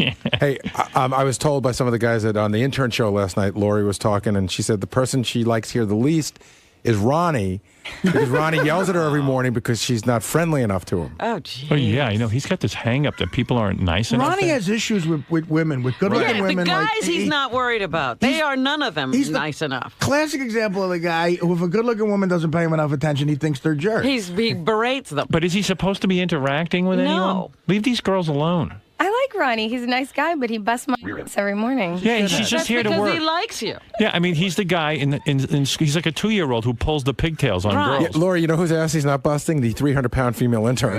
Right. Aww. Do we have a 300-pound female intern? No. Okay. No, we don't. We let her go. We got standards. Anyway, Lori, my card isn't taped to the gift, but here's a nice gift for you. Okay. Gary, give it to Lori. Merry Christmas. Happy Mary. Happy Mary. Merry Happy Christmas. I hope you like it. Open that up. Robin, I want to open your gift simultaneously. Well, okay, I'll bring mine over. All right. Thank you. Should I do the card first? Sure. I think it's funny. You're getting a gift for someone who would never have gotten a gift from you if we did it every other year the normal way. It's my gift. Thanks for the internship and all the hard work. For me, Artie. Thank you, Robin. This is from me and Robin. Thank you, Artie. Artie, thank you for getting this for me. Good for you. Robin, you too. I'm not opening the card. I'm just going to go right to the gift. Robin. What? I'm not opening the card. I'm going to go right to the gift. Oh, In fact, the geez. card fell in the garbage. I'm just going to... Where's Benji? He's the only other one inside here that. He's doing his. This is something old from Ivy Robin. Supersonic thing. Let me see. I actually bought 2 different gifts that were you're very nuts. expensive. It looks And expensive. tried to decide which one to give you. So I'll be getting the other one, right? This one's empty. Yes, now go find the rest of it. It's all in there. I just didn't want anything to break. Wow.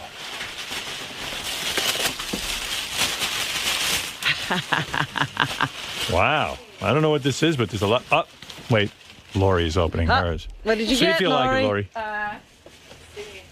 And there's something inside of it, too.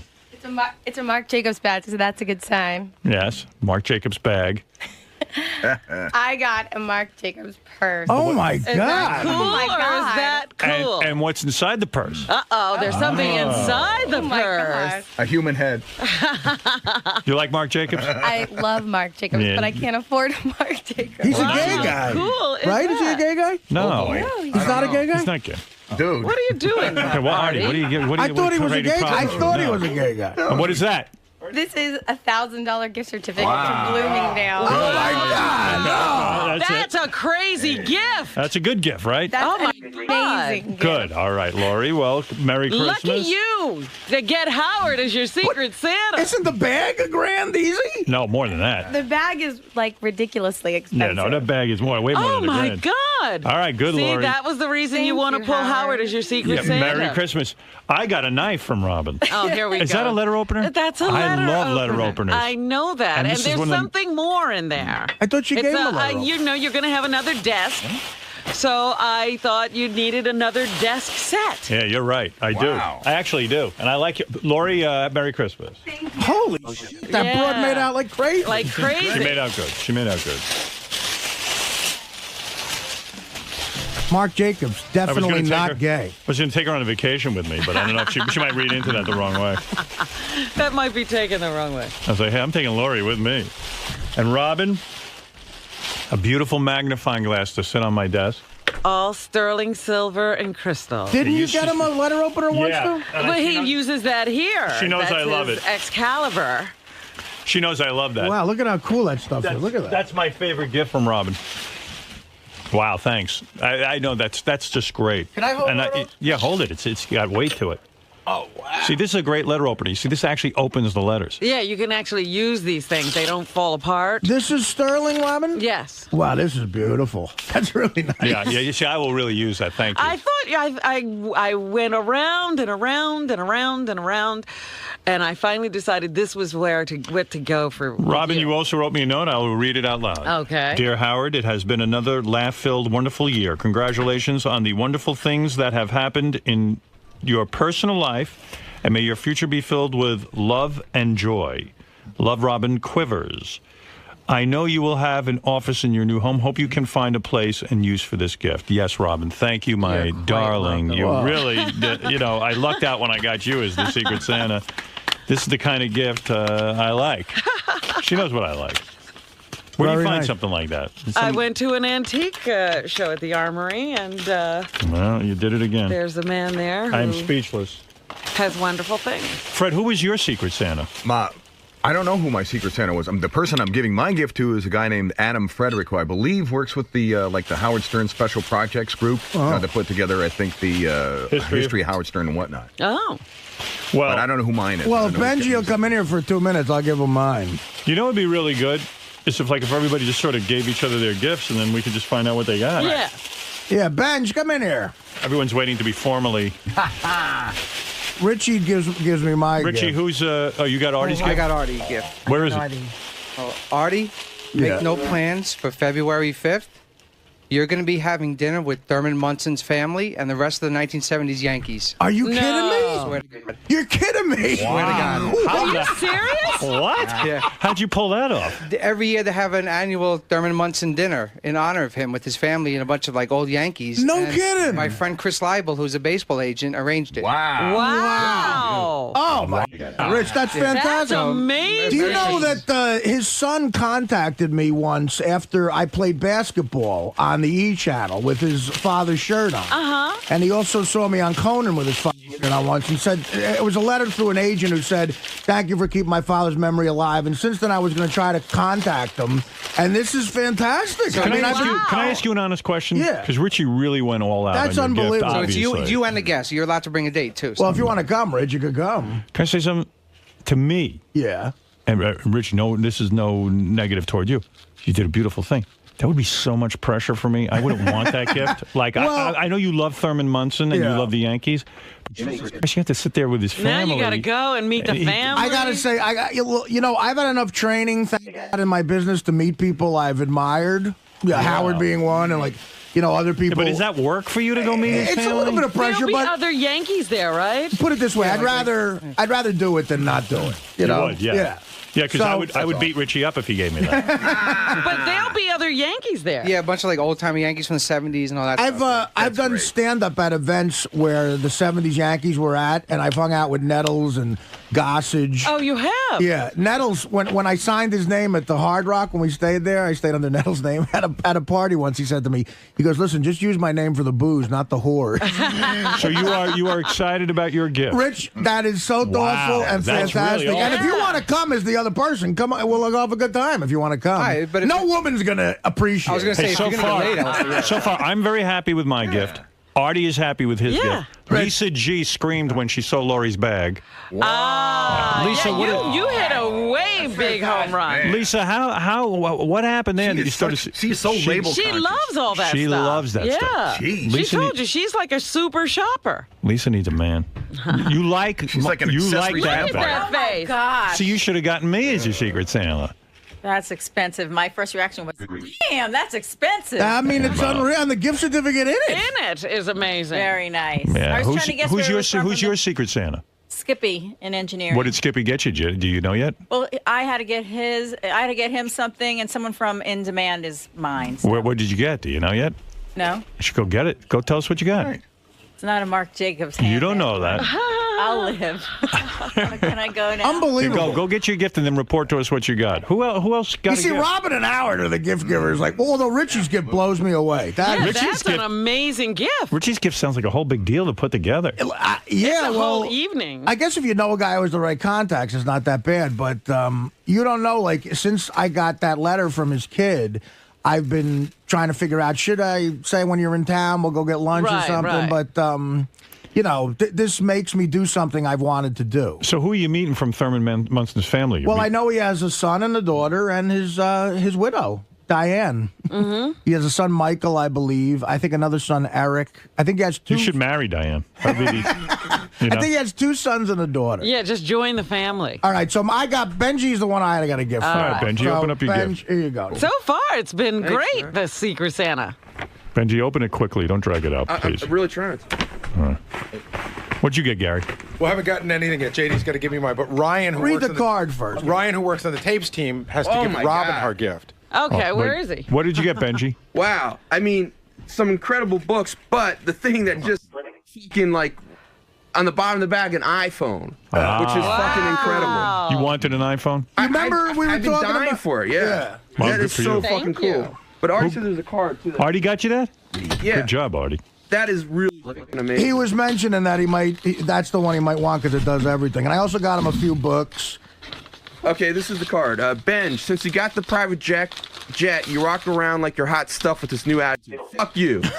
Happy holidays to my funniest, smartest, hotchiest? Blotchiest. Oh, blotchiest, nicest friend. I love you. Hey, Artie. Can I Yes, take this books as your dumber cousin. I can't use them.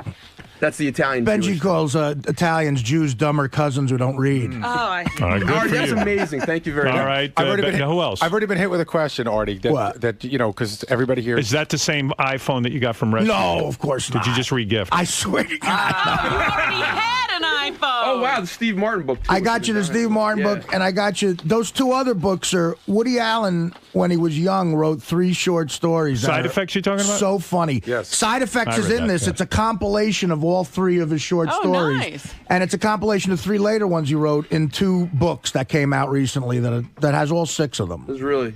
Read those and be funny at your job. As a That's all. comedy writer, no, I They think should be definitely on your reading list. Oh, this is gross. Let me finger your ass. All right, this is why we did Secret Santa. I have my gift. Okay, what did you get? I think it's wood chimes. from who? Nice. Oh, perfect. Who got you that? My friend right here. Rob, what's your friend's name? I have no idea. Mr. Wonderful. Tell Robin your name. My name's Ryan. Hi, Ryan. How are you? Ryan, tell Robin how you know her. I work on the tapes team. Yeah, and, he works on David High Hold on. School. Yes, I Wait a second. recognize him from that. Ryan interned for Scott for I think 2 semesters, so He's you a would good have seen kid. him there when you go in every morning, and then he came to work for us. Ryan, what made you Like, get Robin? Howard knew who he was. I know Ryan. I wasn't sure what to get her, you know. And Ryan, what made you get her wind chimes? Wooden wind chimes. my family's always had them, Yes. and I grew up near the factory, and those are like the best of the best. So- Right. And what do you what do you get her? Robin? Right. You know, you get her wind times. She's got a race car. So what do you get someone who has a race car? You grew up near the factory. Hey, Robin, how good do those wind chimes burn when you throw them in the fireplace? It's something you can't put through a wood chipper either. Do they make a noise when they're burning? You say those are the best wind chimes. They supposedly What are. are the worst wind chimes? Every other wind chime. I don't know. So what should she do? Should she hang those out on her back porch? Well, she's got the beach house, right? Right. So I figured, that. All right. They whip up a good wind out there by the water. Hey, Robin, you can use those to poke the steaks with when we're cooking them. Yeah. Well, thank you, Robin, Ryan. will you hang your wind chimes out the door? Will you, be honest. I doubt it. You doubt it. Hey, Robin, who is it that you want to thank again? Ryan. I just wasn't sure. Well, you know why I like Secret Santa? You're getting to know people. That's the right. team That's is the whole purpose. Now And I know so far- Lori. God, it's not to get a good guess. Robin's Yeah, Ryan, you got to know Ryan, and by my math, you've lost about $4,200. What is that, Fred? No, Robin's actually learned one thing: not to get gifts from Ryan again. Oh, that's a Jimmy Florentine. I'm sorry. Ryan's a good guy. Ryan, you're a good guy. And by the way, That's really sweet. No, I'm only teasing. no, you're not. Ryan, congratulations on your accomplishment for the history of Howard Stern. I know. Gonna be awesome. Congratulations for giving her kindling. Yeah, that's his real gift. He worked on the Howard That's Stern. right. That's all. That's what I'm happy about. Is just being here. Think the fans will like the special? I do. Oh, yeah. I do too. Ryan, thank you, and Robin thanks you, and she'll never use that gift. Robin, give it to someone. Can who'll I use give it back to you? Would you like them? Oh, he's got tons of them. He lives right next to the factory. Can you imagine growing up next to a wind chime factory? They probably have 50 billion wind chimes. And he's listening Ryan, to that all the time? was your whole childhood filled with wind chimes, like constantly? No, I just live near the factory. You look like you get very little sleep. I could imagine that these wind chimes are constantly going off in your It used to head. be how my dad used to call us for dinner Yeah. in the neighborhood. I'm serious. He hit the wind chime really hard.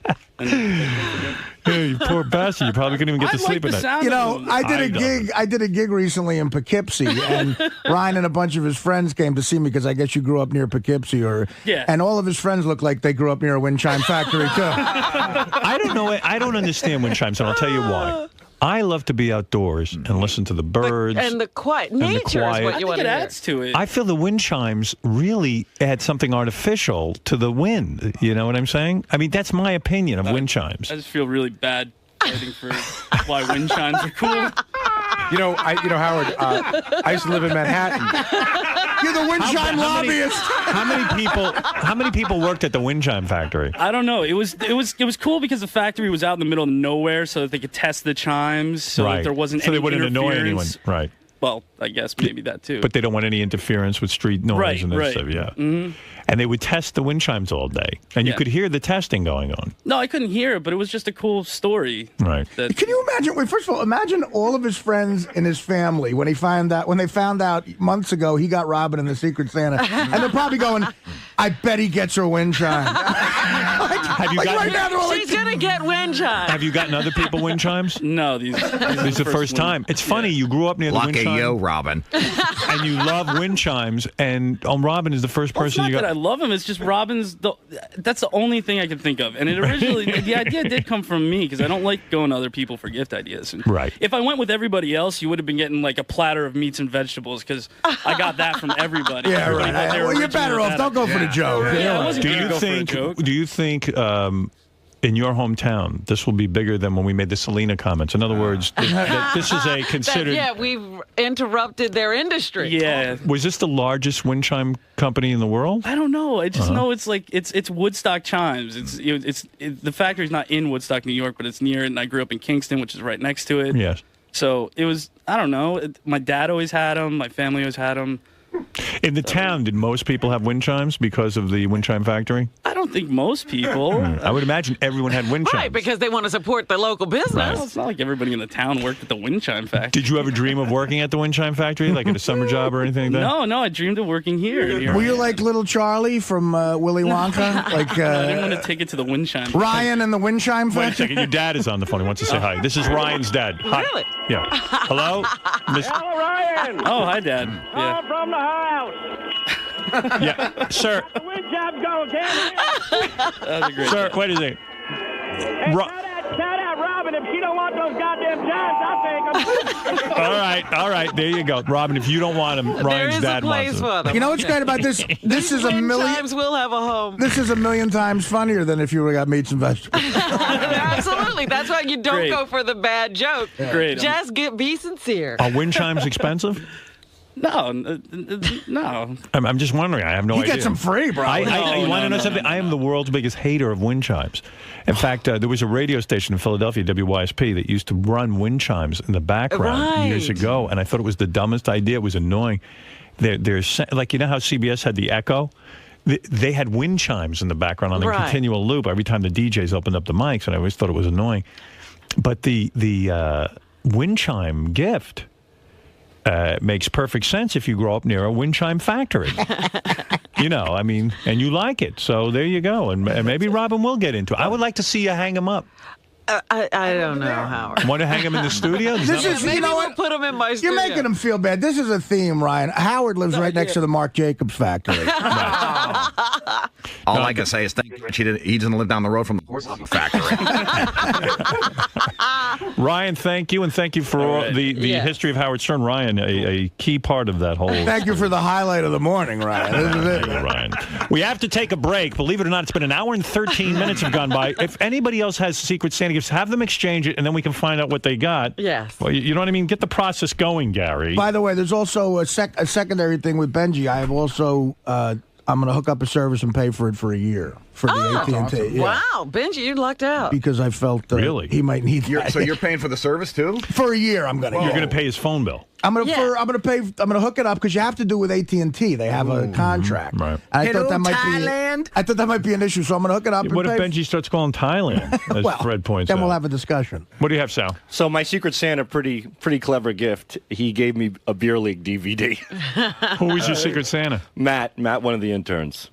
So maybe Artie can autograph it for me after the show. All right. Well, you lucked out. You got Matt the intern. Yeah. To get you a gift. Yeah. Yeah, this Secret Santa idea was a great one, wasn't it? Hey, you got a DVD. Nothing like having a billionaire boss and getting Matt the intern for a Secret Santa. Who else had Secret Santa? Did you get yours, Fred? Yes, I did. What did you get? Who was your Secret Santa? My Secret Santa was Joe from Howard TV. I can rip it open real fast. There we go. It's like a Fender T-shirt, or a T-shirt, or T-shirts. Or is it a sweatshirt? No, it's a sweatshirt. Oh, he got a sweatshirt. I wasn't sure when you started. that's nice. It. There you go. It is Thanks, a cute Joe. shirt. It's very nice, cool. yeah. Is it a sweatshirt or a shirt? It's like a, got a hood on it. hooded Yeah. long sleeve. That's nice, actually. Do you Really like cool. it? I do like it. Because I'll take it if you don't want it. No, I'm going to see what size it is, so see if it doesn't shrink. Let me try it on. Sure, hold on. It is nice. Extra large, so it won't shrink. Robin will trade her wind chimes for that if you want. We may. She'd look good in that. We could talk. Yeah, you want that? No, you want that. No, shirt. I do want it. Of course, no, I'm just kidding. I'm kidding. Okay. I don't think it'll fit me. Cool shirt, though. I'll trade you my beer league DVD for it, Fred. No. I got that. I already have a DVD from the generous Artie Lang. Why don't you talk Fred into trading out your wind chimes for that shirt? It's nice. Fred, are you a wind know chime what? kind of guy? Maybe I'd take the wind chimes. Really? Where would you put them? Out east. Yeah. You really want I the have a wind chime? backyard. My daughter would probably dig it. All right, you got it. Okay, we'll swap and show. All right. You're going to give away your shirt. You're not that choked up with the shirt. Let me see that shirt. You know something? I like the shirt, but I think You the shirt. think the wind chimes will work for you? Wow. See, you lucked out. You get rid of I your got wind a chimes. shirt now. I can see if I can barter with the shirt. I like the shirt. Oh, I like the shirt. I think the shirt's great. I think you're better off with the shirt, personally. That's my opinion. I'm just saying maybe I can trade up even from the shirt. I'll see what else is around. Sal's willing to trade. Yeah. Who else? How about wind chimes made out of DVDs of Beer League? Gary, what did you get for a... here's Richard Christie. What did you get? Wow, is that jacket what you got? Yeah. That's nice. Who got you that? Richard got a motorcycle jacket. Wow. Which is actually kind It's of... from that company Affliction, which I'm a huge fan of. And I was got just it for you? Jared Fox, Tim's assistant. I was joking to him a couple months ago. I was like, "Oh, here's what I want for my Secret Santa." I never actually thought he'd get it for me. Wow. Howard, that's Robin, there's your gift. I think a $700 jacket. Wow, what does it say on the back there? Affliction, that's the company. Wow, that is a nice look jacket. at the cool skull on That's it what and my everything. boyfriends look at when they're Jared must have some scratch. $700. He might be overpaid. Hey, the guy that was Fred's Secret Santa, he's outside. He's dying to come in and thank Fred. Fred gave him the coolest gift in the world. All right, what is it? Let's see. Come on in. All right. Who did you get a gift for, Fred? I got it for Adam Frederick. Hey, Adam. There you go. Adam, And of who course, are he you? has to torture me by wearing that stupid hat. I was going to say, what's going on with that? Yeah. A Boston Red Sox hat. I like Adam, the guy, but Adam, he's tell got everyone bad who taste you, in baseball teams. Tell everyone who you are and what. I'm Adam. I work for the tapes on the Pharrell Show. That's right. Oh, Pharrell. I'm sorry. I thought it was for the Howard Both. special. Oh, Both. okay, good. Yeah. And what did Fred get you? He gave me $500 in cash. And Wow. I You know needed what? that 'Cause so here's the badly. deal. You The needed guy- that? I spoke to him broke, on. man. I spoke to him on the street one day. You're broke and you work here? All young guys. I'm an intern. I mean, come on. Yeah. It's crazy. Howard, you know what the funniest part was? Fred, I said, hey, your Secret Santa's outside. We're all supposed to be giving the gifts. So Fred hands me a small Barnes & Noble bag, which I thought was a gift certificate. It was just a wad of cash in a bag. Nice. There you go. Took it out from under his mattress. There you Took it go. out. I walked to my ATM machine. I live down the road from an ATM machine. Everybody in our family's been using cash for years. I figured I'd give you some cash. Now, Howard. Benji, is it true you didn't buy your person anything yet? No, I told him I'll take him downstairs to the ATM. That's where I'm getting it. What are you getting? I'll give him cash. Why wouldn't you do that? Before, why you didn't knew have it was ready? Secret Santa today. I really thought I'd have... He doesn't want to go down to an ATM with you. He doesn't have to. I said to Jason I'd go down and get it. He said, film it, get him getting it. But why did you get it on your way in or the weeks before? That's retarded. Because I was going to grab it on the way in. I didn't have a chance today. This is your guy? Come over here and tell That's everyone. Chris Costa. Tell everyone who you are and what you're doing here. Hey, what's going on? You look like you're in shock. Poor you. You got to go down to an ATM.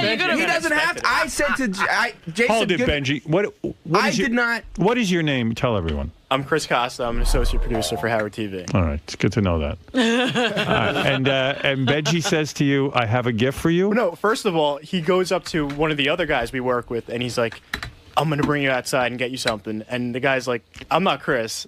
So then you're like, Well, you got to see, they look just alike. If I was that guy, I would have gone with him and see what I got. Right. And did he come and talk to you? yeah. And what did he say? He's like, don't worry, I didn't forget about you. He's like, I want to bring you downstairs after the show, and I want a camera to be there. And that's all he said.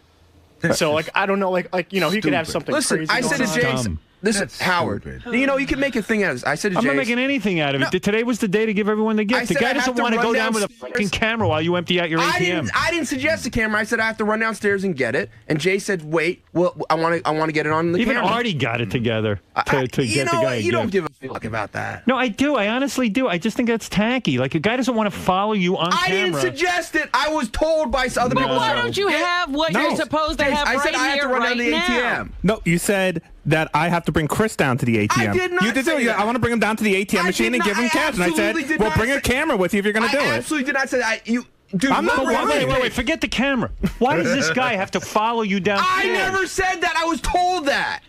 I said I'll go down to the ATM. Jason, what did he say? I never told you to bring Chris down. You said I'm bringing Chris. I said life, dude. I You said go ahead and swear all you want. I don't give a shit. Cameras out there. Go They ahead, get the pick up audio. cameras. Take it outside. Yeah, really, man. You know, you just said it in here. Yep. Yeah. Because I was told it, Robin. You said you had to bring him down to the ATM, so I said if you're going to do that, bring a camera with you. Chris, I'm sorry. I said I have to go to the ATM. I expected it. He's a fucking idiot. That's not right. You should have had your gift here. Fuck you, man. You. Fuck you. You too. He should forfeit his iPod. I iPhone. want to take off the fuck you to you because I Give don't want your to say, iPhone I to want him. to say it to Robin then. Fuck you.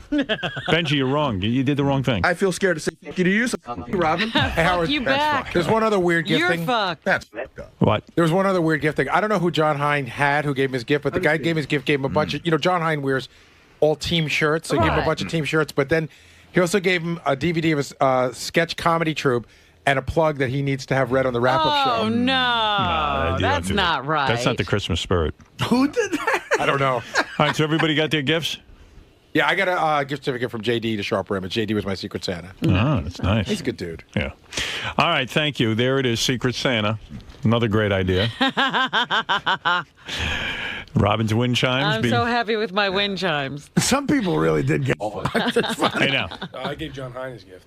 Oh, you gave John on his gift? Yeah. And you told him to read the plug? Yeah, can I read that plug? No. That's Okay, what? You getting something. Howard, I've never seen this guy ever. Who are you? I've been Does he work here? Parties. Yeah, I'm one of the editors for Howard TV. Right. You're kidding. You're an editor on Howard TV? Yeah. Yeah, we don't even know you, and I'm glad you got a gift. What's your name? Jason Katz. Jason, you already want a plug? Yeah. That's what your Christmas gift is to someone? They have them read a plug? No, I gave him a whole bunch of T-shirts and. Yeah, but you don't write on And a a gift. plug. No offense, I understand you want a plug, but you don't write to a guy in his gift. Hey, can you also? A part of your gift is to plug my website. Well, that would be his gift back to me. He doesn't get. He doesn't no, have to that's give how you a not the Santa doesn't work that way. No, but that was just like a little. John Hine wants to say something about your gift. Hold on. Yes, John. We got a kooky group here. Wow. Yeah, I'm sorry you did this because now I'm afraid to work here. So I think you've never been to jail or anything, have you? No. No? Okay, all right. You've been institutionalized? Ever been in a... No? All right. The other thing, the gift was wrapped really nice in paper, and there was a picture of a hippopotamus's head on it. No, nothing written on it. And he's like, it's a hippo. I'm like, okay, like, am I a hippo? Like, I kind of. What does that mean, a hippo? No, I like hippos. Like, right before I wrapped the gift, I got this. This is stupid. I got a magazine, and it was a hippo on the front of it, and it looked really cool. Do you still have it? The hippo? The hippo's in the other room. How could we have not found this guy before? You can't keep that. Honestly, it's awesome. It's Doug, so where you been funny. hiding this guy is like an amazing editor, Right. but he's like an idiot savant. Like, he does a great job, and I'm always amazed by the productivity and the product he gives us. But like, you can't have a conversation. Jason, what's your name? Jason. Yeah, and where are you from? East Rockaway. Now, okay, good. That's like the most well, normal there you go. conversation I've ever had. But it's like, I just want to punch myself in the face and be like, shut up, just shake him. But apparently he's like on the intelligence level of Miss Howard Stern with math. Oh, really? Yeah. Well, leave him alone, though. Why are you picking on the guy? He's one of our Makes guys. me want to see his sketch group. All right, He's got a sketch comedy group. What's the? What do you have, a sketch comedy group? Yeah. Okay. All right, I'll let you plug it. Where is this? It's youtube.com/FMLTV. And you can just type in FMLTV on YouTube and see a whole bunch of our sketches. And it's funny? Yeah. What's your funniest sketch about? We did a few sketches here with Sal, actually. Oh, yeah? Yeah. It sounds great. You gotta be killer. What can Sal do in a sketch? We did Robin's Meat and Vegetables, that movie. All right, Oh, so that wasn't Sal. You did it. No. I thought you wrote that. I knew Sal didn't write that. Finally the truth. Yep. Somebody just told me, Jason, were you 300 pounds a couple Yeah, I was just years going ago? to say that. Oh. I was 280. What'd you get, a gastric bypass? No, just working out. Good for you. Hey, you look good. Hey, you want to work with Artie? The only way I would is if I know this sounds weird, but I'm saying the only way I would is honestly if you just paid for a gym membership for me to come with you. That's all you need. I don't want to do it either way.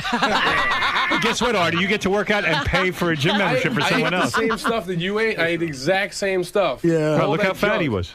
Look at that. That's not even my fattest. That's not even close to my fattest. I think I met you when you were that fat somewhere. You look familiar. You recognize him in that picture. I took some pictures with you. But for sketches, it's better to be fat. What are you doing? All right. Yeah. Well, anyway, we'll go to that website. Thank you. What is did it, Sal do in your sketches? And Scott the engineer, why are you here? Who wants to hear from you? I don't understand. He What's hates going his on? gift, by the way. Who was your Secret Santa? I don't hate my gift. Gary said to come in. Jim McClure, producer around here. What did he get you? He got me 2 How to Be Funny books, comedy. Stand-up comedy and How to Be Funny. That's a great gift. No, he's not looking for that.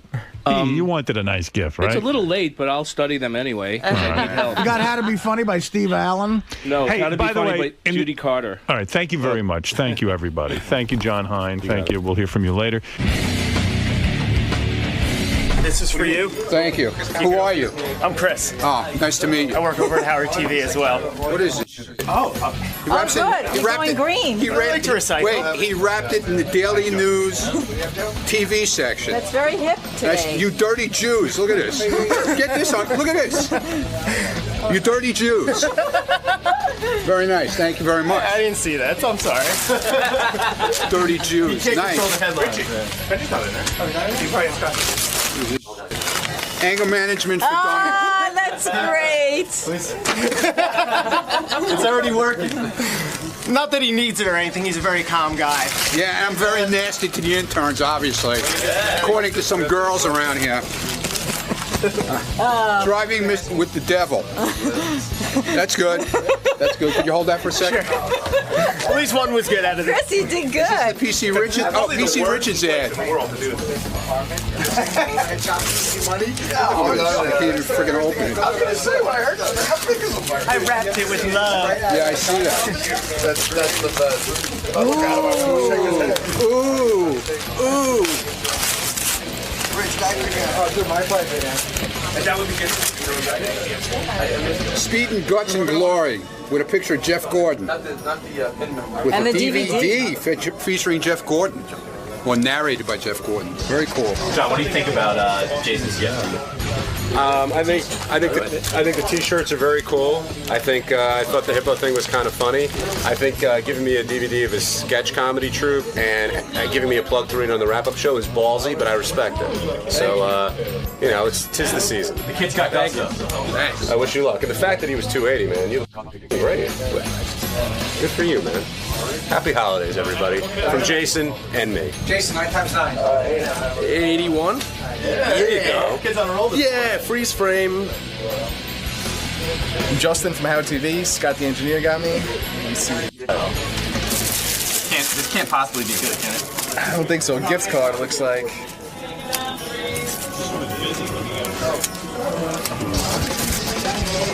At least I can spend it and won't have a black cloud around it. Exactly. This gift card could be so cursed. Let's see. See how much? What does it say on the card itself? No? Here, did you read the card? How much? It just says enjoy the holidays. It's from Sean Gordon. Oh, he's not here today? Now he's down at In Demand, keeping down the fort. When you cut your hair? The other day. A Marc Jacobs handbag! Very nice, Williams Sonoma. They have a lot of cooking stuff. Oh, very nice. Mr. Jared Fox here. Come over here, Jared. Let's see what. What an ironic last name. Mr. Jared. He's foxy. He is a fox. He's no Seb Atlas, but he's pretty built. Look Go at ahead, him. Richard. Tell me what you think. All right, let's see here. The box is nice. The wrapping's nice. Wrapping's really nice. Yeah. Thank you. That's stiletto too. Did you wrap this? I did wrap it. Good job. All right. Don't rip it up too much. I need to reuse that. I didn't bring any wrapping paper. You got to rewrap? Yeah. Let's see here. It's like a step below re-gift. Out of here, weakling. Oh, fucking hey, dude. Hey, come on. Wow. Shit. A leather jacket. Jared, the man. Yes. Oh, you rule, bro. Oh, that is fucking awesome. That's a home run right there. Absolutely. Now, can I get his gifts now, please? I couldn't get heroin in time. There you go, Ted. This is. What do you mean set it up? Come on, someone who's just tuning in, they don't know what you're doing. Fucking secret fucking Santa. I don't even know this guy from a hole in the wall. You know? And I got him a fucking gift, okay? He's a hard-working guy. I know he is. I hope I got him something nice, because I see him wearing these things all the time. Oh, hey, I appreciate your gift. All right, so open it up and tell me how shitty it is. Oh, man, looks like a fresh box of Julio. Let me get the turtleneck. Right here. It's a turtleneck, I bet. Ronnie loves turtlenecks. Oh, wow. It's a hoodie? Thank you very much, Ronnie. Oh, and a gift card. I didn't even see that. Thank you very much. You're welcome, man. Enjoy it. Thank you. I know you wear those fucking hoodie things all the time, so. Keeps me warm. I mean, it was an original idea. I thought I'd get credit for that. At least I've made something funny out of it. I'm not hurt at all. So. What was your logic behind getting these out? I just thought, like, what can you get Robin? And I thought for days, and that's what I came up with, because I like to pick out my own gifts. So, like, for other people, I don't have other people shop for me. So you figured she has a shore house? Yeah, and it could multiple houses. I don't know where she wants to put it. And there's always wind. Yeah, there's always wind, especially by the beach. You know, I don't know. Here's your gift. Merry Christmas. Couldn't even put the card in the envelope. You took it out. Fuck out of here. You're blowing it. I hate to bring this up to you, but rumor has it that one of you That has nothing to do with has been taking steroids. Just Dude, what? Double hockey stick. I thought I would get your favorite. 'Twas the night before Christmas, and all through the house, not a creature was Ronnie's like an stirring. angry elf. Not even a mouse. I don't know the rest of that. Of that. Richard, continue. Did you hear about this? No. Richard goes, I know we're doing Secret Santa, but I wanted to get a gift for everyone, so I'm bringing in a ham. He said this a couple of days ago because at Christmas, I love ham. Ugh. So no one's going to eat it because he brought it in, and then he announces to everyone, he goes, I got this ham a few days ago in the mail, and I'm not sure if it's still good. Yeah. No, He wasn't sure about the thawing process. Yeah, what did he So he order probably it? just left it out. Well, we're not sure. I know he Like, you know how his hygiene is. Yeah. They think do you think he might have gotten it? There it is. And they think he might have gotten it. They think he might have gotten it in the mail and then just left it out. Right, dude. that's what I'm thinking. Dude, it was sitting on his desk for 2 days. I went in his office the other day. Oh, you mean he's had it right here? Yeah. Dude, I won't eat anything that's been through his house. Yeah, dude, you ought to throw that out right now. Nobody wants it. You try to do something nice around here. And you kill everybody. Call a caterer. Richard. Here's you don't keep a trichinosis for Christmas. You don't keep a ham on your desk for 2 days. And then I did serve it to not. people. Will is so full of shit. It was on my desk for about an hour and a half. No, and then I went that was home and yesterday. put it in my refrigerator. Yeah, but wait a second. It Where was did in you my get- refrigerator. Carrying it hold around it. like a pet. Yeah. Where did you get this ham from? I ordered it from From Honey where? Honey Baked Ham. It's a company. Okay. It's like my favorite food. When did it come? It came Tuesday. I overnighted it Monday. Last Tuesday. No, this Tuesday. Okay. It came to got your it. house a Tuesday. No, came to here at work this Tuesday. Yeah. It was frozen. It wasn't in a frozen. box. I saw it it. was frozen. It was thawed out already. It was I saw it on his not. desk. It was frozen. I let it sit on my desk until I finished work here. So that's all right. So it came in Tuesday- about Tuesday at 1 o'clock. It came in. Yeah. I'm going to go through the whole And what timeline. time did you leave work here? About 5. All right. So for several hours it sat on your desk. 4 hours. Frozen. It was frozen. I smelled felt weird, too. it. Was it packed in ice? Yes. No, absolutely not. It was in a garbage bag. No, it was. Yes, it was. Companies don't send shit in garbage bags. It was sitting in one of those like a store bag. That's what it He's was in. just, you know what he's doing? Yesterday, he was He's trying to not get me lying. all worked up because I tried to do something nice for everybody by getting them a nice Christmas ham. And he's trying to, I look at him, he's laughing. He's just He's trying laughing to, at you. he's riling me up. But everybody's No, but out there honestly, enjoying it. So what did you do with the ham from Tuesday? You get it at noon. It sits on your desk for a couple of hours. You bring it home. Yes. And then where do you put it? Right in my refrigerator. In the refrigerator. Yes. Right next to my the radiator. clean All right. refrigerator. And then it sat there for how long? Till this morning. All right. In the refrigerator. Yes. I took out all my beer. I took out everything in the fridge to make room for this ham. Would you eat that, Artie? No, I And- wouldn't And you even. love food. I don't like even being on the same floor with him.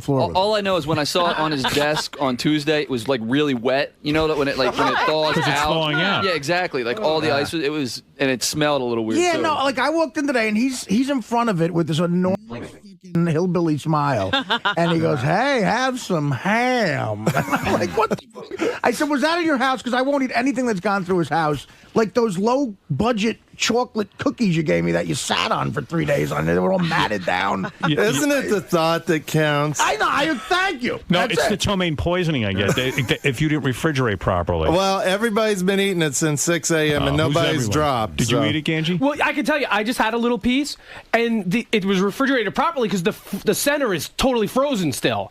It's like I felt like I was on that movie Alive where they were eating you're the meat eating of the the dead people? people Yes. because I'm eating like frozen meat. Yeah, honestly, it's not. But that's the other thing.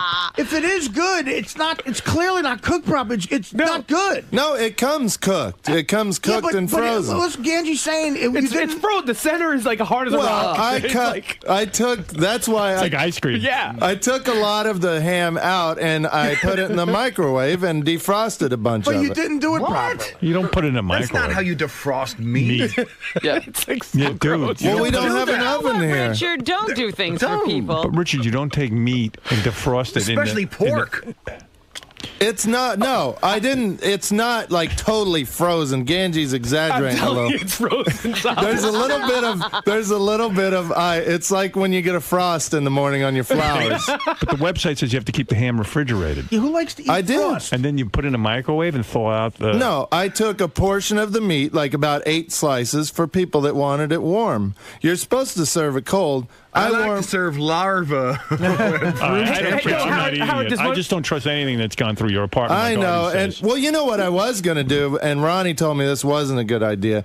I looked into getting a masseuse here for everybody, where everybody could get like a 10-minute massage in the green room. I would do that more than eat that ham. Well, I thought about it, but it was way out of my price range, first off. But then also, I didn't want to interrupt the show by having everybody, while they're supposed to be working, getting massages out there. It's easier to poison people. How do our writers have no money for gifts, and Tim's assistant gets a $700 Yeah, check? I don't understand what's going on. Howard, the other great moment is he'll Here's walk the around and if ham. people won't eat the ham, he goes, "Why? Because you are a Jew?" Like he's saying, because they won't eat the ham. I'm joking. Howard, it's all fatty too. It's like Well, that's ham. Well, ham's Ham is supposed fatty. to be Yeah. fat. Yeah. It's good. And, but, in the middle of hey, there's turkey out there for the Jews, too. Oh, my God.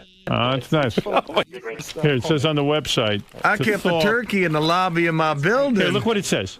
It Upon looks receipt, weird. keep perishable items refrigerated. So he already had it on his desk for 6 4 hours. hours. Yeah, No, but- 6 hours. No, I called them and made sure that was okay. And they said, yeah, you can leave it out. To You can thaw- even leave it yeah, out. but then you put it back in the refrigerator. And then it says to thaw, place ham or turkey in the refrigerator 24 to 48 hours before serving. Heating is not recommended. However, slices can be warmed in foil in a low oven. They don't want you to put it in a microwave. Well, I don't have a choice. We don't have an oven. That's why you shouldn't bring it here. Yeah, those people who don't have that choice are the ones who don't order the honey baked ham. Right. Yeah, Ralph. This is another reason. That's nonsense. Why wouldn't you just have it sent there today, overnighted today? And Because it'd Because be a it would be rock. frozen as hard as a rock. It'd be a porksicle. There's a giant refrigerator right at the station. Well, I was nervous about leaving it here at the station because with all these pranksters around here, especially Will wanting to fuck with my gift, I thought he'd take a shit in it or something if I Look, left we it live around in here. New York. He could call a caterer if he really wanted to take care of people All right. and have something All right. brought in. You did a nice thought. Thank you very much. Happy holidays. Anybody want a big giant frozen ham? Guys, riling me up. You can see You try to icing. do something nice and see what it gets You you. can see ice crystals Look, in the I'm middle. going to eat it right now, and it's going to be fucking delicious. Don't chip a tooth on the frozen meat. This is fucking awesome, dude. Danny, what the fuck are you talking about? It's not frozen. Where Chipper's going? Would you like to try some ham? Would you like No, thank you. Would you like some ham? Robin. I'm a vegan. I don't eat meat. Oh, there's cheese. Robin, there's cheese. And turkey for the Jews. And turkey for the Jews. So, do you think your good deed is getting completely overshadowed by the fact that it wasn't it wasn't well prepared enough? Hey, this is fine with me. One of the reasons I bought this, I was like, okay, what's a gift I can get that even if they don't like it, I can take it home and enjoy it? And that's this. So, hey, don't eat it. I'll eat this shit for the next month and I'll be happy. I'll be like a pig in shit. Literally, with all that ham you're eating. Exactly. I'm eating a pig in shit. Go get him, Porky. Ari, come on, smell this. Merry Christmas. Oh, did I? I'm sorry. Crossfire. Did it really? Sorry. Pork She shrapnel, got right? ham shrapnel. Ready? Do you want That won't burn your skin since you're like Jewish or anything, will it? Is it like a in a rash. Pork is like acid. It's like acid to a Jewish person. All right, Pork, enough. like a All vampire. right, that's enough. It's melting. Every time she walks by that ham, she goes, She's melting. here, watch. Watch this. She's like a vampire. These Jewish pork tricks. No! No, ham, no! Ham, it's ham. Come here, you Jew. Jews, oh my God. I'm melting, I'm melting. Look, I'll make a cross out of it. Oh, you're so retarded. Pork cross. A pork cross. Jew. Back, Jew. God. Oh, Come on. hey, Ronnie's a Jew too. Yeah. Back, Jew. Back. Come on, I got. Let's go. Come on. Back. Back, Jew.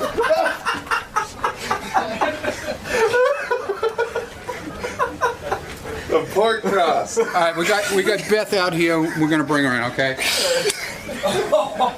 Greg Fitzsimmons is here. He's going to play the game with us with Mike Walker. Why don't you get Greg in here? All right. Yeah, Queens. I'm leaning toward, quite frankly. Anything close. Hey now. Hey now. Hey Howard. Yeah. Can I just tell you one funny thing that's going on out in the office with Christmas? Yeah. Scott DePace gave everybody in the office a Christmas card except for Jason. That isn't cool. Oh, that's not nice. Why? Because he hates him. Their animosity is real. You know what? Jason doesn't hate Scott, but Scott hates Jason. I know. Yeah, but even still, you give a Christmas card to somebody. Yeah, I mean, isn't that part of the Christmas spirit? He hates him. It's a very obvious hatred thing to do. But, you know, even the Germans and the Americans, you know, like they celebrated Christmas together, you know, during the war. They did? Yeah. The troops, you know, like had a moment where they just celebrated Not together. the Jewish American. Hey, Scott, what's up? Why bother? These headphones, of course. Oh, there. Why bother wasting the paper? He doesn't want it. Come on. It's a stupid card. Nobody wants You it. didn't think we wanted it. You gave it. You forced it on us. Then give it back. I'll give it to someone else. No, I mean It's fine. seriously. I mean, you don't leave Jason out. That's just so. Oh please, he Such didn't a- want it. You don't want it, Jason? I mean, I don't care. I mean, it was weird that he gave everyone a card, but I really don't He's care if he walking doesn't give me around one. you Look, handing out cards. The bottom line is, I'm not his friend. I don't want to give it to someone who I'm not friendly But are you with. friendly with everyone here? Sure, all you guys I would be friends with. Put it that way. He is such a baby. You know, like once in a while, I actually have to talk to him for work reasons. Right. So Yeah. I get on the little intercom, and if I start talking, he goes like this. Boo! Because he No, won't that's listen not to true. me. So then I have to have someone else relay all Again, my you're wrong. messages to Scott. When you talk politically, I do that. No, you do it all the time. I can't talk to you not directly. business-wise. Anytime I have to do business, I have to go through Look, somebody else. I don't to talk like to you. Scott. I've made that clear. Let's leave it at that. Why is this a big deal? Let me ask you one thing, Scott. Christmas is a Christian holiday. Yes. And isn't it about having, you know, like that Jesus-like quality of No, forgiveness? not for me. Oh. Not towards Jews. Maybe after the new year, I'll rethink things. Scott's really like a 5-year-old kid. It's pathetic. Good. Let's leave it like that. Thank you. Scott, my Scott DePace Christmas card. Scott wouldn't give me one himself because he's a big pussy and also he doesn't like Jews. But Fred gave me his because Fred didn't really want it, I guess, and he felt bad that I didn't get a Christmas card from Scott. So to Scott, a Jew got your Christmas card. What are you gonna do about it? What do you mean he doesn't like Jews? Well, you didn't get one, He's did you? married to one. Did you get one? No. You know what? And he called me a textbook You know Jew. what? I mean, what am I? You know what? Yeah, fuck him. Half Jewish. I got. Yeah, you know what? Half Jewish. Yeah. Maybe you could. I wipe my fucking ass. Well, that's a great man, idea. That's just kids, man. Like, Scott's just a loser. He didn't even write anything on the card. Like, he just prints crap up from it. There's nothing personal about this. There's nothing warm about it. It's just like, hey, look at my photoshopping skills and then Merry Christmas. I feel so bad for these kids. If anyone wants to adopt these children for pennies a day, you can save them from a horrible home life that they have with that ball tard. Then Jason will send you a watch if you donate over $20. If you did donate over $20, you get a watch, you get Al Franken's book. I have a whole gift set that you get when you sponsor these children. All right, so I just made a card. Jason was complaining he didn't get a card from me, so I made him one. So let's see how he likes it. Come on. Jason Haig.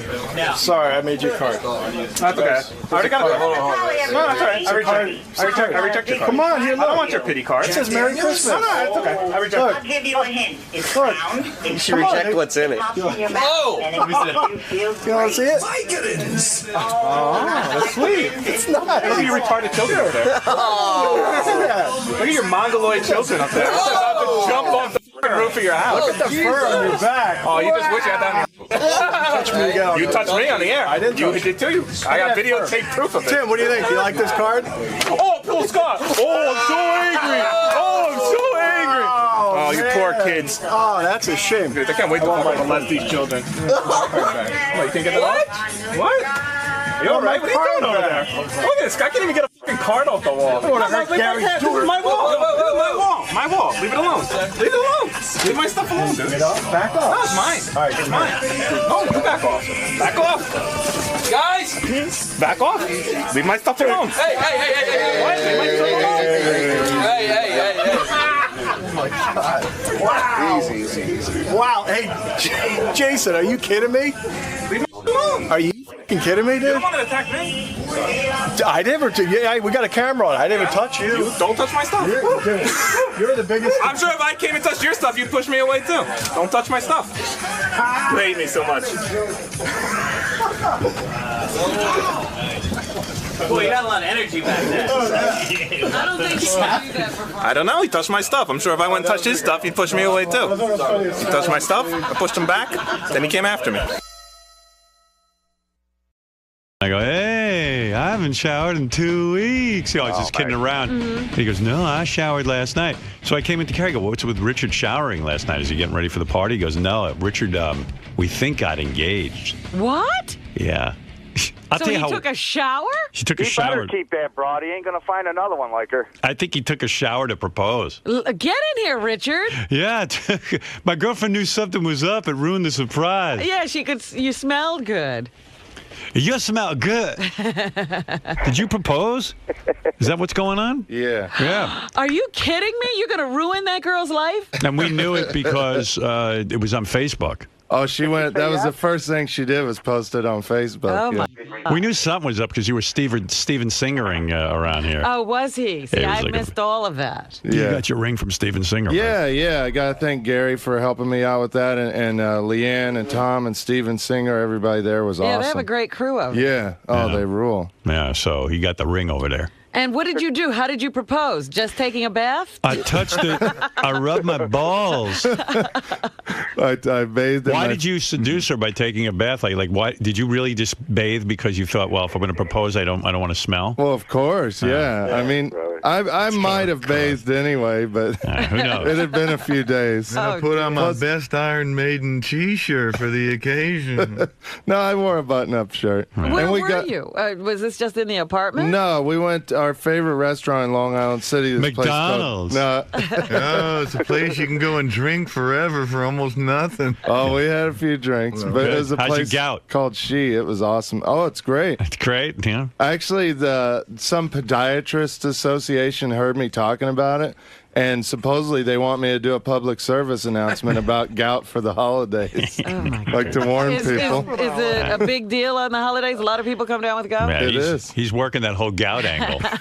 He's the face of gout. Who knew gout would be his? Gout. This is Richard Christie from the Howard Stern Show. I have gout. I'm the voice of gout. So where'd you go? What's your favorite restaurant? It's called She in Long Island City. It's an Asian place. You would love it. You live in actually. Manhattan and you go to Long Island City for a restaurant. No, we live in Long Island Oh, City. you do? Yeah. I didn't know. I didn't that. know. We've I thought lived you there for like a year and a half. I know. Yeah, I know so little about you. Yeah. And by the way, I just got a new cable provider, and there's like 15 public access channels on it, so I'm really psyched.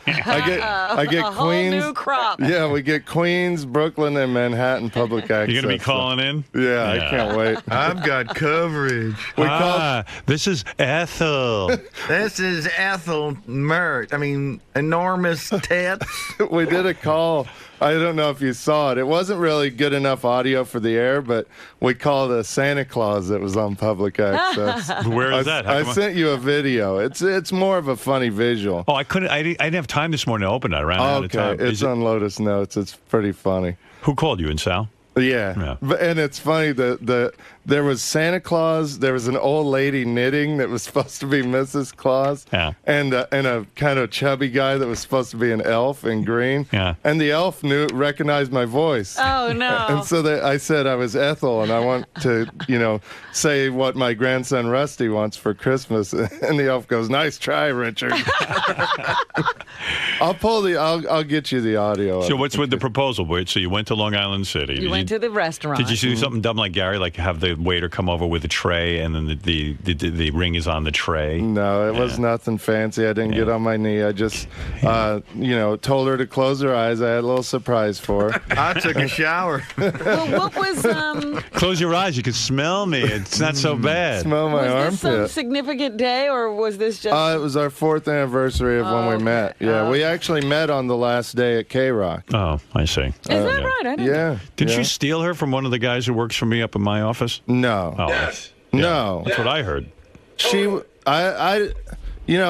was like going out with somebody when we met, but then we went on a date a few weeks later, and it was done. There by was like then. a day difference, Howard. Right. Hey, Richard, congratulations. I'm happy for you, buddy. Thank you, man. What'd you say to her? Did you say? I imagine something like this. I want to share my smell with you for the rest of my life. Something like that. Really, how'd you word it? Well, Did you tell your parents? Yeah, I called them. They were excited. Have they met her? She's been to that. Oh yeah, that House of Horrors. I don't know what to call it. We're going back there for Christmas. She loves it there. Hey, Richard, this is your dad. I understand you got engaged. I hope it's not one of those New York girls. We heard about them. Well, she's a Philly girl. Yeah. So. Well, Richard's fiance is a former intern, so yes. Yeah. I guess the internship paid off. She met the man of her dreams. How maybe her parents are rethinking that whole college thing. Yeah. Well, she was an intern before. I met her after she was an intern. Yeah. Well, congratulations.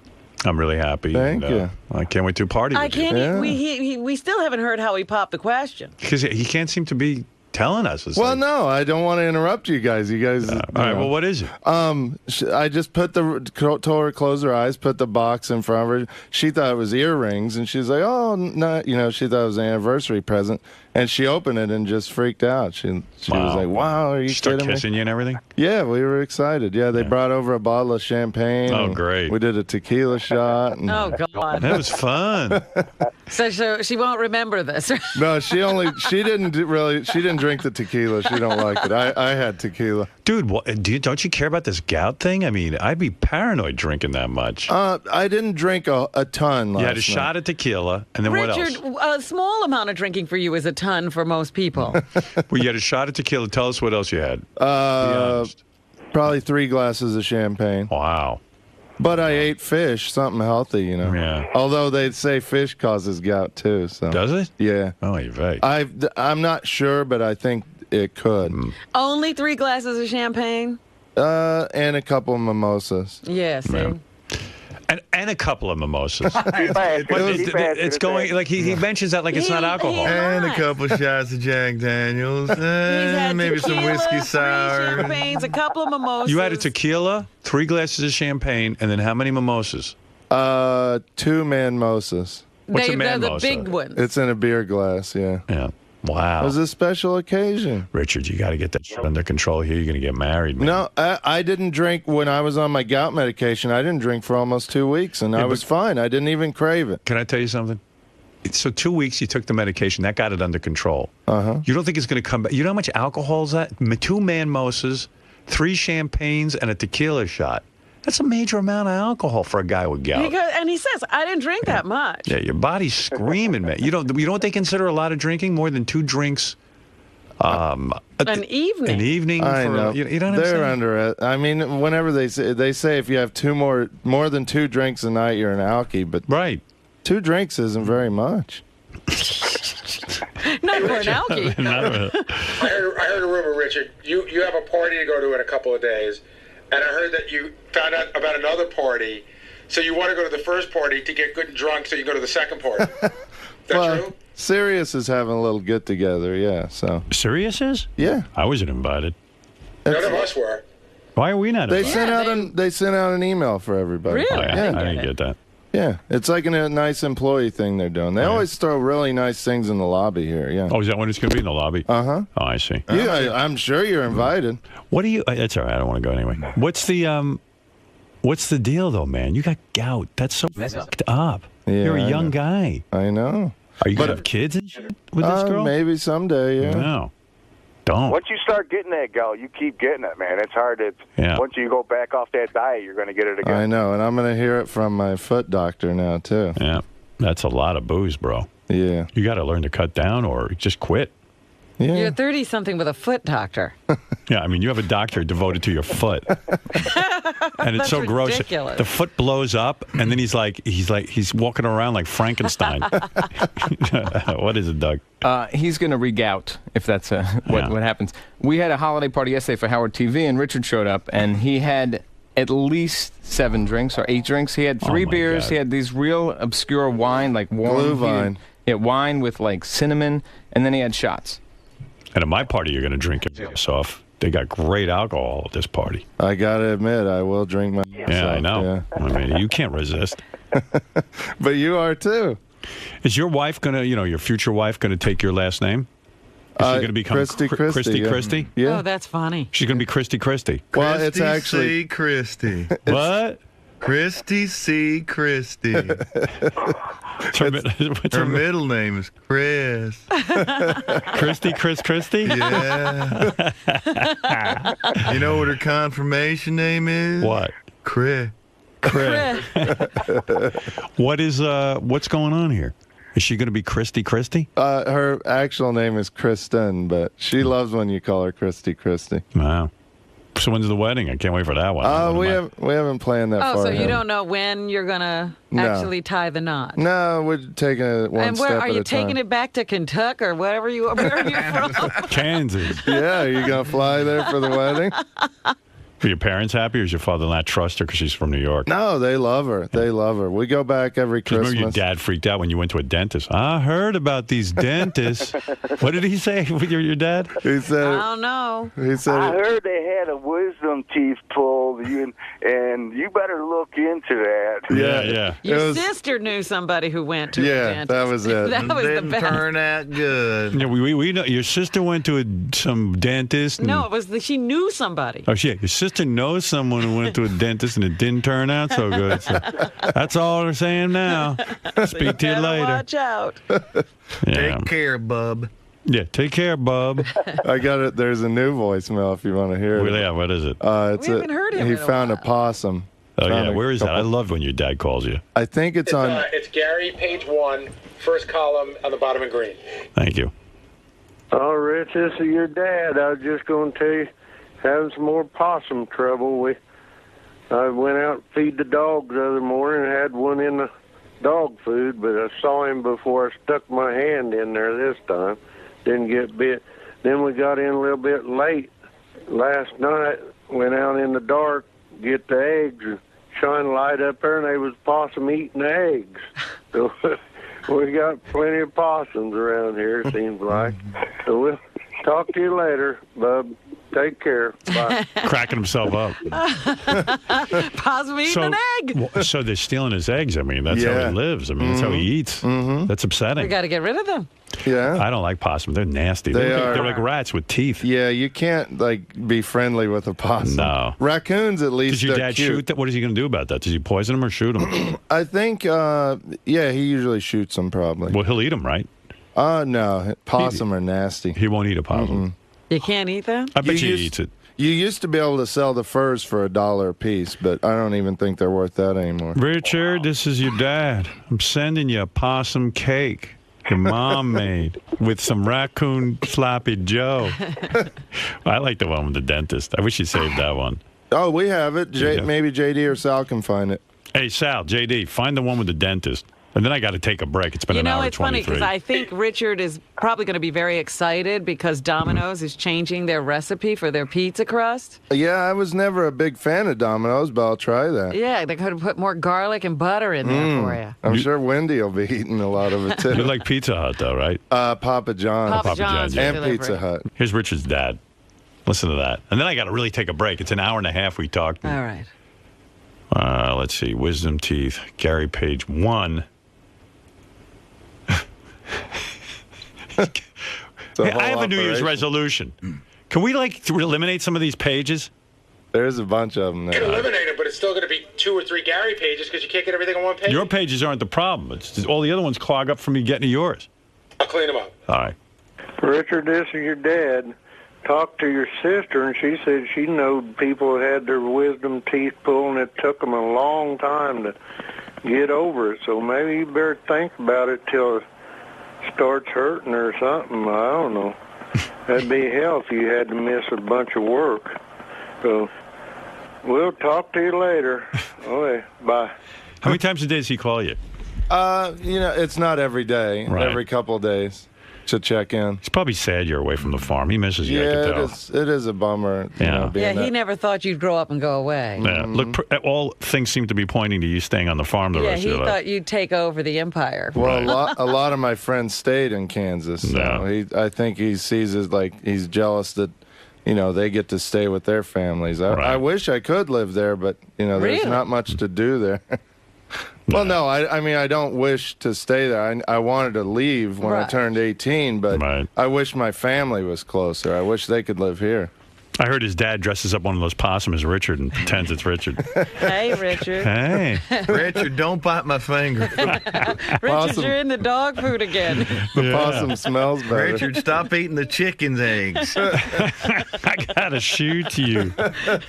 Sorry, Richard. It's gonna be an execution at dawn. All right. Well, congratulations on this engagement. Yeah. Thank you. Boy, who would have thought? Well, she's excited to show everybody the ring at the party. Yeah, so we'll get to see the rock you bought her. Yeah. And do me a favor at the party. I won't get crazy drunk. No. You do whatever you want. But at the party, when you come up with your significant other, slip in your girlfriend or wife's name to me. Because really, well, Kristen. Honestly, I don't remember anyone's name. Everyone assumes I do. Sometimes I'm not even sure what your girlfriend looks like. I haven't met her that many times. We should have name tags. Do you mind? Listen, just so I walk up. Hey, Richard, what's up? You know Christy. You remember Christy. And I'll go, Richard. So of course I know Christy. Could you do that for me? I will. Yeah. Howard, this is Christy. I know Alice and Fred's wife. Other than that, I know Mary Delabate. Yes, you know Mary very well. Sal's wife. Like I can't offhand think of Sal's wife's name. I think it's Christine. Yeah. So, my goodness, you've got a Kristen and he's got a Christine. Yeah. Very much together, aren't you? Yeah. And Sal and I already made a rule at the party. We have to sit next to each other. Is that if right? That's okay. Why is Sal? Well, it's festival seating. I mean, you can sit wherever you want. But what's with Sal being insecure? He needs to sit near you. We just love being together. We sat next to each other at the Howard TV thing. Now, we had to rearrange seats and everything. Do the girls get along? Yeah, they love each other. That's good. They Facebook each other and everything. Yeah. Well, you too. It's a good thing you guys got hired here. I mean, you found the loves of your life in each other. I don't know about that. Guess how I found out about him getting engaged? You just heard it? His girlfriend texted my wife. Wow. My wife told me he got engaged. Is Sal going to be your best man? I wouldn't expect that. Yeah. What? Who would be your best man more than Sal? I haven't really thought about that, but Sal would definitely be I mean, you've up practically there, sucked this guy's dick. I mean, what's your problem? Yeah, we've gotten very close. Every day he's my best man. You didn't tell your best friend But that Sal, you were getting engaged? Well, she put it on Facebook like right away, and before I had time to tell anybody. But Sal, when you assume I know your wife Christine's name, like they just reminded me. Yeah. I don't know. Like if people would just walk like. I don't know. Like I don't like if you tested me on who's going to be there and what their wives' names are, I'm not even sure who's married. Dude, I don't even know my wife. I've been calling her so many different things. I forgot what her original name was. But like, okay, for example, John Hine. I walk up to him. I don't know John Hine's wife's name. Bill. Bill? Oh, you're terrible. Anyway, congratulations on you. Thanks. Okay. And we have a nice gift for the whole office coming at 9 o'clock. Good. All right. Special gift. Something that you won't like. Champagne.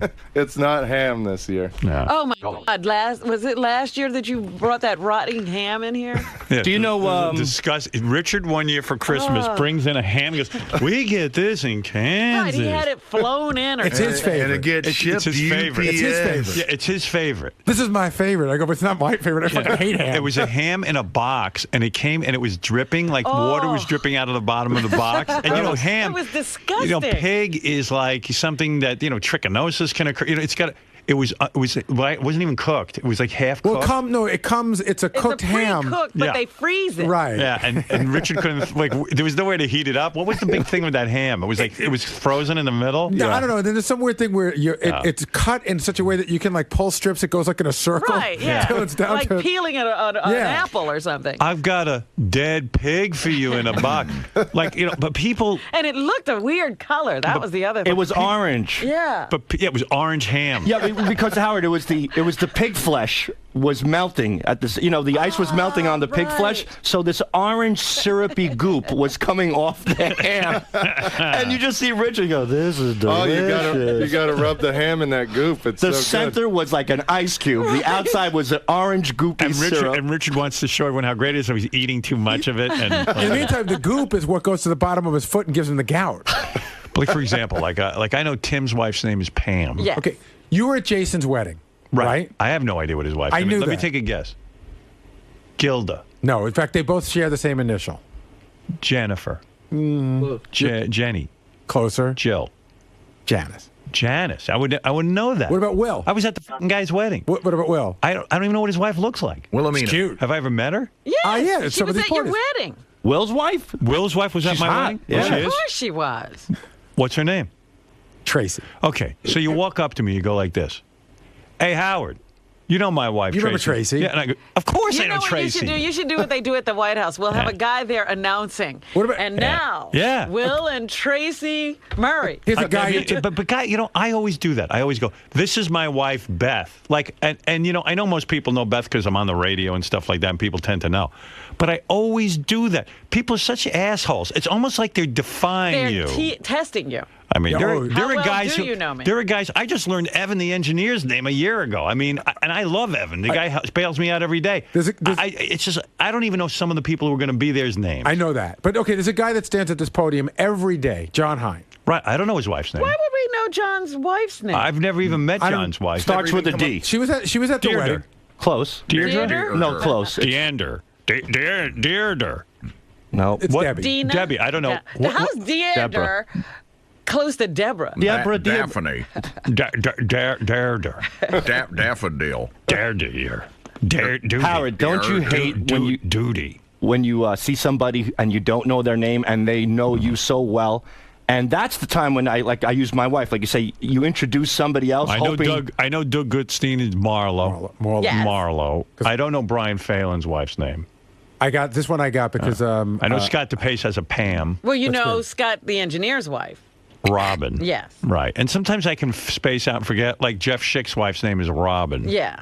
But I can forget someone's name. I will tell you that I was in a weird situation. What Sal's talking about a year and a half ago. I was a big executive. I was somewhere, ran into his wife, and I didn't remember who they were, and they called me out on it big time. Yeah.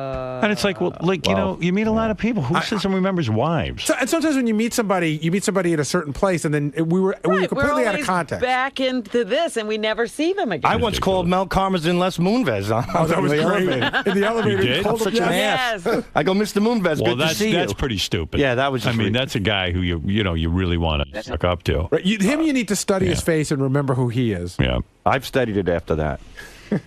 Nick, you're on the air. Thanks, Howard. Hey, Richard, is your wife knocked up? Is she pregnant? No. No, it's not a shotgun wedding. No. Yeah, you'd not at expect all. that. On this, your wife must be pregnant. Yeah, Frank. Yeah, why are you even letting Richard go to this party? I mean, it's bad for his health. Didn't you guys learn anything from Marty? Listen, Richard's a big boy.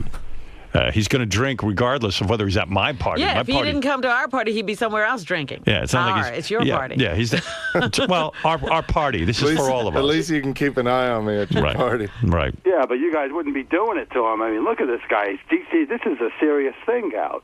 Yeah, I know, but listen, I'm not going to sit there and regulate him. What does Kristen think? You know, like Richard can't last very long. He's drinking himself to death. Well, she just wants to inherit his empire. She's got to inherit everything. Honey, when I die, you get the silo. Who gets the rights to your record, your album that you just produced? I guess she will. I leave my charred walls of the damned masters to Christy C. Christie. You're my Yoko. Well, you're worried about Benji bringing somebody because what she's like, but I mean, this lunatic's marrying Richard. But Kristen is really a great girl. I've hung out with her before. She's a nice girl. She's I love her. engaged to Richard, for crying out loud. Yeah, but she's marrying Richard. I'm going to try to save her, actually. In other words, she's no different than who Benji's bringing, you're saying. All right. Well, there you go. I can't wait till she marries him, and when Halloween comes and he wants to go to a haunted house, she says, "Go fuck yourself." Yeah, I'll show you the real Kristen. I can't wait. All right. He's right. Yeah. Wait till that. You don't think she's enjoyed that? Wait till he comes home and he wants to watch Creep Show 2 on DVD, and she throws her right out the fucking window because she has to watch Oprah. Honey, did you see my Freddy disguise? What do you mean you threw it out? No more haunted house trips. What do you mean it's time for me to grow up? no Santa's elves tucking you in. Listen, this is crazy. We've got an hour 37 minutes without a commercial. I can't do that. We have to take a break. Boys, Richard, congratulations. Thank you, Howard. It is our big holiday show going on right now. Everyone's stopping by. And Richard's engaged. And Richard's engaged. Wonder who's going to walk through the door next. Hey, look, it's Bova Booey. Richard. Thanks, Howie. This is the man. Congratulations, man. Thanks. Sal. He's jealous. Sal, I want the spotlight on you. It's your engagement. It's all you. No, he's jealous that I got engaged. Well, that, yeah. Are you really? No, I'm not. As long as he's still around. As long as I stay faithful to him, too. Hopefully there's enough love for both of us. Now, are you really upset that you didn't hear from Richard himself?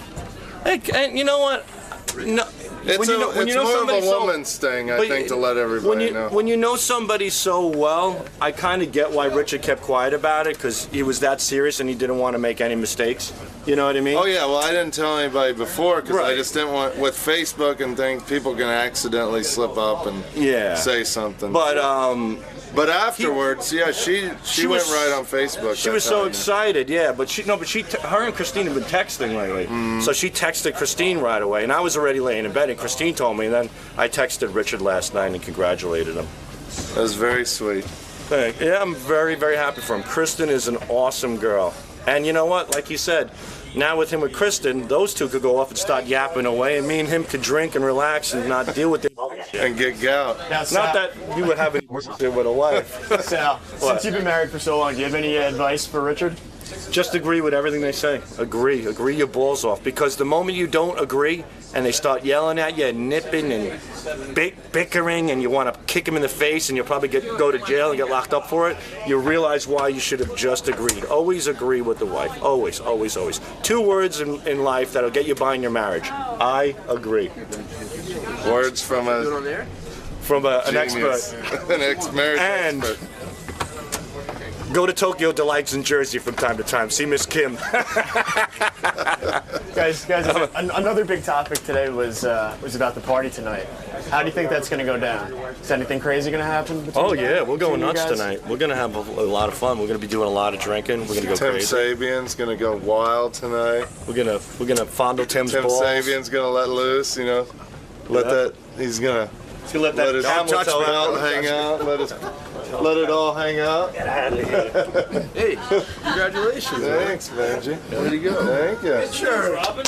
You too. You get to bring your date. Thanks, buddy. So when are you going to have the kids and stuff? Right away? We'll see. We'll play it by ear. When are you getting married? You know? No, we don't know. Close. That's cool. Now, How did she cry? No. She said she thought she would. She doesn't love them. They all cry when they learn. Her eyes got a little watery. Completely tame people. Scott, you got any advice for him about marriage? I mean, just try to keep things the same.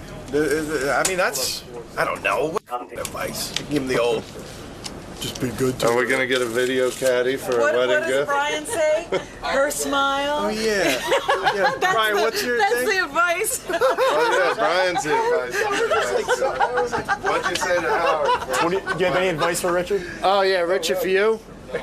When you see your wife smiling, just take her happiness and know that she's happy, and you'll be happy as well. That sucked compared to the one you said to Howard. Yeah, well, he's forgotten the wording already. Forgot how it goes. He rehearsed it. It's been a couple of years. It's been a couple of years now. I forgot how it goes. That was very sincere. Thank you. Or my new saying, want what you have. Live your life. Want what you have. Live your life. Want what you have. What?